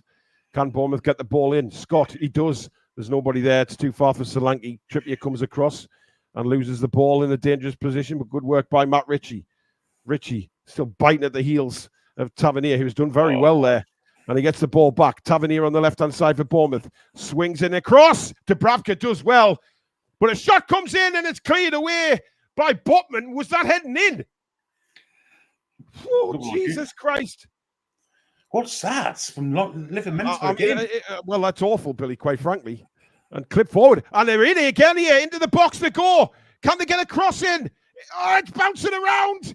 Solanke's in there. Livramento's in there. Clear it. Bruno. Clear it, Bruno. Good God. Brilliant. I mean, he did really well in the end, but Christ almighty, my testicles were in my mouth there, Billy. We're hanging on here. Jesus Christ. We need an error from the goalkeeper here or something. Look at this chase from Gordon again. Fantastic effort. He's forced Neto to kick the ball out to play. Throw into Newcastle. We've got about 10 seconds left of additional time. Murphy brings it forward. Murphy heading for the byline, but he's lost the ball. Bournemouth will play it away. That should be it. Is the referee going to allow Bournemouth one more attack? He is indeed. And Tavernier's bounding down the left-hand side here. It's Papadango still. He's going to have a shot. It's deflected, and Bournemouth will get a corner. Is there enough time to take it? No, there's not. He's blown his whistle, and it's finished. It's finished 2-2. And whichever way you look at it, Billy, it's just not good enough, pal. Yeah, 2 points dropped there. 100%. Not good enough. We got lucky there. Really lucky. Bournemouth had the more control on the game. Yep. We may have had more possession than them, but the good chances were created by them, the best chances. The more structured football was played by Bournemouth, and we've got away with one now. By the way, Fabian Schär is down, Billy, screaming, holding his right wrist. So I'm not sure what's up with Fabian Schär there, but he looks in a bit of distress. Yeah. But that's just shite. I mean, the performance was average. I mean, yeah, very average. We've fought back for a draw after being a goal down each time. But again, we're just shipping goals, Billy. Shipping goals and shipping goals. It's just not good enough. And it's blatantly obvious where they're coming from. And we can't blame Dan Burn for it. I'm afraid we have to blame the manager. He keeps picking him, and he keeps, being involved in goals. I mean, the one of Forest last week was because of Dan Burn's lack of pace. This does not look good on Fabian Schär, Billy. Does it not? He's down here, and he's in absolute agony with his right arm. Eddie Howe's with him now as well. And he is in some distress. Wow. Just typical, isn't it? Really? Absolutely typical. But the coverage has ended from the ground, so we're not going to see what's happened to Fabian. Yeah, I mean, it's just making it. People say the first sign of insanity is making a mistake and then doing the same thing again, hoping for a different result. Ooh. I'm afraid the Dan Burn thing has got to stop now. It has. And I feel sorry for him. It's not his fault. He's getting put in this situation week in, week out. But if the manager isn't prepared to drop him, then I'm afraid we're going to have to drop the manager. It's that serious for me. Well, I mean, it is serious. Of course it's serious. It's that serious for me. We're in a pretty shite situation here. And the performances really aren't good enough. They're really not. But, I mean, where do we go? Let's bring in Alex. Alex, I mean, what do you say to that? I'm exhausted. I'm sure we all are. Oh, my God. I mean, at least we're not boring to watch anymore. I think we've had the compensation from a few boring years. It's absolutely insane. I did say Matt Ritchie had scored this year, so at least I can take that off. Well, Billy did ask the question, why is he coming on? What will he do when he went and scored? Which is... I actually said, we'll probably score. No, I've said that, and then about 30 seconds later we did. I mean, at least we've managed to get a point out of a performance that wasn't good enough, but it took far too long for us to switch on. And you've got so many players. There were players throwing their bodies on the line and playing out their skin. Like Longstaff was really trying, but he's just missing that extra bit. Yeah. We need 2 or 3 big hitters back because we love the work rate, the grit and determination, but sometimes you need extra sprinklings of quality, and we didn't have enough of that. You need a Joe Linton or a Willock or a Tonali or just one of your preferably a striker that's fit. We haven't got any of those, so I mean, I don't know. NH92, thank you for your super chat. He says defense is leaking goals. How doesn't change anything. I mean, he's got a point. The defense are leaking goals, and he keeps putting the same players out time and time again. I'll be prepared to say if he'd not picked Dan Burn today and he'd picked Tino Livermore to start the game, we'd have won that game. Simple as that. But what about Lewis Hall as well? I mean, what is going on? Somebody needs to come out and say what is going on with Lewis Hall, because it's getting infuriating now. This kid can play, and he's not being allowed to for whatever reason. I don't know. Just bonkers for me. Absolutely bonkers. It's told a tale in Dortmund when he hauled him off at half time. Yet Dan Burn keeps making these kind of performances of poor first halves and never gets dragged off at half time. Yep. I mean, Alex, look, I'm not going to take any positives from that game because at the end of the day, we've drawn 2-2 against Bournemouth. We've dropped points against Luton, Forest, and Bournemouth. It's not good enough, and we're scraping through these performances. And somebody mentioned in the chat very early on today about papering over the cracks, despite the fact we've had some good wins. And it kind of is, because we haven't particularly played brilliantly. Villa, yes, we played some good football, but again, there was patches of that game we weren't brilliant. And then really the football has been quite poor. I mean, I think it is a positive that we managed to get the draw out of it, purely because we've got a lot. Yeah, because we've come back from behind again, yeah. It's that we've still got all of these problems, but we're managing to now scrape points when we're not playing well. It's not clicking. Everything's not dandy. It's not perfect. We've got an enormous injury list, but we are still getting wins and draws, which is better than what we were doing before that, because we were getting losses. So the positive is we're getting points, but I do agree with everyone. There's a lot of things that aren't working. We desperately need some players back. And then on top of that, you've got the added discussion of Burn, Livramento. Oh, it's tricky. Nice to see White get on the pitch. Nice to see Richie still got a wonderful left foot, but we knew he had. He's just lost his legs. Well, I mean, it's a shame. He put 2 of the best crosses into the game, to be honest, since he came on and scored a goal. So, I mean, Richie did more in that spell than Miggy did the whole game. Well, we could do with fusing Matt Ritchie with Miggy, because Ritchie's got the intelligence and the left foot. He's absolutely exceptional technically. He lost his legs 3 years ago, so it is a big shame because he's still got it. I mean, could Matt Ritchie play 60 minutes? No, we've tried this. It doesn't work. We've tried that experiment. I love Matt Ritchie. He's a great technical player.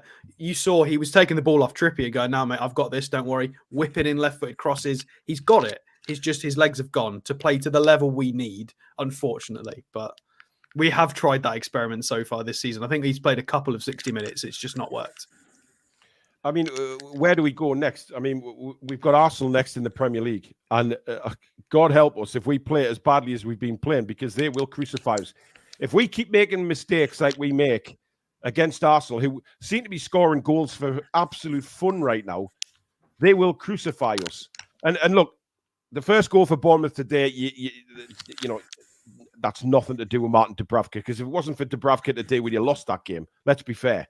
It was an unfortunate slip. Saves, yeah. It's just one of those things. Sam, thank you very much for your super chat. Does Burn start against Saka? Probably. I mean, look, you have to ask questions. We're shipping goals left, right, and centre. You have to look at the defence. You have to change something. It's not just the Dan Burn issue. It's getting hit with that one ball that's taking 3 defenders out of the game every week. It's happened every week, past 3 or 4 weeks. You know. And teams have learned that now. You know, the managers that are playing Newcastle will watch the previous games and see us getting done time and time again with the same thing. And when we play with a double pivot, one's got to sit when we're on the attack. It's as simple as that. And they can't all go forward, and they all are going forward and leaving that massive gap in between the midfield and the defence. And they're exploiting it every week in, week out, and we haven't learned from it. Nick Thornton, thank you for your super chat. He says it will be the same team, same approach next week and the week after that and the week after that. How is writing his own P45? I mean, we need to see better from the manager. I love Eddie Howe. I really do. And, you know, but when he doesn't learn, you know, we keep saying he needs to learn from mistakes. This guy's been around long enough now that he's not learning anymore. He can't be. He's making the same mistakes over and over again. And you have to ask questions. They have to be asked as to why he keeps making the same mistakes. It's not that he's making a mistake. It's that he understands that Burn's got positives and negatives to his game, and he's trying to plug holes and make it work. So he has changed things tactically. He's changed where other players sit, how we are on the ball, off the ball. He's trying to make it work. It's not that he's getting it. Well, it is that he's getting it wrong because it's not working, but he's not completely oblivious to it. Let's be honest, the players are letting him down as well. You know, that starting lineup on the screen there. You know, you look at that first 11 and you think that is good enough to beat Bournemouth. Surely to God, you know, it's got to be. But if it's not working, then you turn to the manager to make it work, and he hasn't done that. And you've got to ask questions about what is being said on the training pitch, what has been said during the match. And we've always had this worry about Eddie Howe that his in-game management is questionable, Billy. Well, it is, but I mean, today he didn't do it. You know, he did it too late. Dan Burn shouldn't have been on that long, and he got caught out. And clearly, he did something, but he made a positive contribution. So, I'm not sure it's in-game management as such. He just doesn't do it early enough. Wow. DJ, thank you for your super chat. Fair play getting a point, but it's not good enough. Dan Burn wasn't bad, but another goal from his side again. When we play against a pacey press team, we struggle.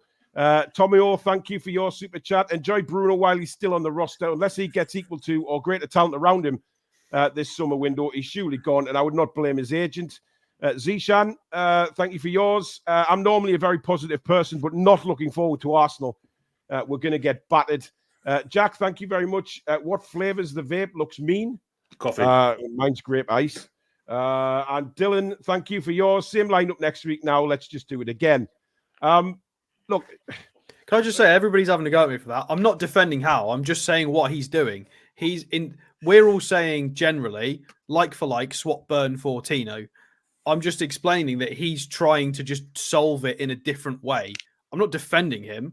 It doesn't mean he's doing... I also said it's not working, so he's not done the right thing. Yeah. So don't put words in my mouth, guys, because it's recorded. I've literally just said that he's trying something else. Most of us are saying we'd swap him for Tino. I personally would have swapped him for Tino 3 or 4 weeks ago. It's not happened. Howe's trying something different tactically, but it's not working. So I mean, look, the first part of the Forest game, we were singing his praises for changing putting Bruno up, moving Bruno to a more attacking role. But his persistence with Miggy needs questions. For me, the situation with Miggy and playing Dan Burn all the time, questions need answered with that, because Miggy was awful again today. Had a couple of bright spells with a couple of shots, but it's not good enough. I saw a stat earlier in the week to say that Kieran Trippier has got more assists this season than Miggy has in his whole Newcastle career. That's shambolic. Trippier's a right back. It's shambolic. It's just not good enough. Yeah, I agree. Questions have got to be asked. The concerning thing for me is how easily we cut apart. I mean, this double pivot thing, if one's got to sit at all times, whether they haven't got any communication between them, they must be working on that in training. They must be, but it doesn't look like it. This is it. The same thing happens week in, week out. It's happened against Forest. It's happened against Luton. It's happened today. It happened against Villa, really. So, I mean, somebody's saying there, that who we're going to drop Miggy for? Well, Murphy for one. And then a comment here, Miggy, awful question. Of course he wasn't. Are you watching the same? Look, I'm done with these Miggy. It's like he's got a cult. He was awful today. I defend Miggy sometimes, but that was the most selfish performance he's ever given us. I'd have hooked him as soon as he didn't square it to Anthony Gordon. I'd have taken him straight off. He could have had a couple of assists there, Miggy, and he got his stupid chicken head up. For God's sake, he's a professional footballer that hasn't been taught to play with his head up. That screams of, I'm not playing very well at the moment, and I'm going to try and score to make it right. That's not how you play football. You play for the team. You play for the win. That was selfish. He should have been hooked immediately for that, in my opinion. I mean, the more it goes on, the more I genuinely think when I see comments like that he does have a cult. He has this thing over people that just because he smiles and he's a nice lad. Yes, but he's shit. Get over it. Johnson Street, thank you very much for your super chat. We're in transition. There's no form for those players who put a shirt on. They just turn up and play, but there is little or no option to change. And I don't think that was shit from Miggy. I think he just didn't. Oh, Alex, he's selfish. I'm done with him. He's no, but listen to what happened. Look, he got in those positions. The balls were there.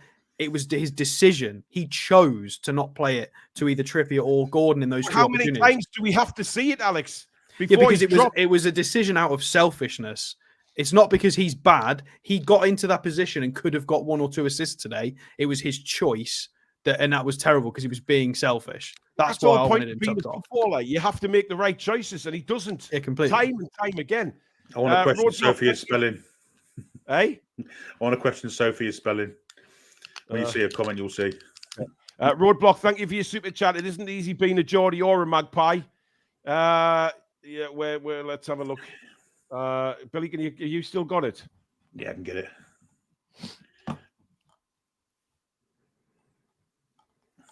I'll say that. I can't find it. I mean, people are saying, having a go at me saying Miggy for saying Miggy's shit. The bottom line is that stat says it all for me. That Kieran Trippier, our right back, who's 33 years old, Miggy is a cult, exactly. The bottom line is that you've got a 33-year-old right back who has more assists this season than Miggy does in his whole Newcastle career. That just says it all. And Miggy is a right winger. Smell the coffee. Deep into snow, thank you for your super chat. At best, you can get 50 minutes from Burn. Well, I mean, look, he's got to make changes. Toon Gamer, thank you for your super chat. Miggy equals headless chicken. The thing is, the way that they're attacking Burn now, it's also affecting Botman. Oh, God. The past 2 games he's been pretty poor. He was all over the shop a couple of times and let Solanke go. Yeah, it was a shame. Yep. But it is what it is, guys. That is the end of Matchday Live. Now, Alex and Billy will be doing their instant reaction over on Patreon. That will be uploaded later on. And, of course, I'll be doing my instant reaction right here on YouTube. That will be uploaded in the next hour and a half or so as well. So keep your eyes open for that. Nick Thornton, thank you for your super chat. He says the 2 positions we can make changes. The manager is too stubborn to do so, and it keeps costing us points. Can't disagree with that. Go. Absolute spot on point. We will be back, of course, tomorrow night, 7 o'clock, with the match review. That should be a bit of a spicy one. So make sure you're there for that. Thank you to everybody for your super chats and new memberships. And, of course, welcome to all our new subscribers. Thank you for subscribing to the Toon Review. And hopefully onwards and upwards towards 28,000. Thank you so much for your support. Thank you for the mods again. Fantastic performance from the mods. To Billy and Alex, thank you. But to you guys again, you make this show what it is. You make the channel what it is. And I can't thank you enough for that. But go and have a rest. Listen for the, or look out for the uploads later on for the match reactions. And then, of course, we will see you live again tomorrow night at 7 o'clock for the full match review with the play ratings. But until then, enjoy the rest of your weekend, folks. We'll catch you soon. Good night. Away the lads and lasses. Come back and check on some breathing.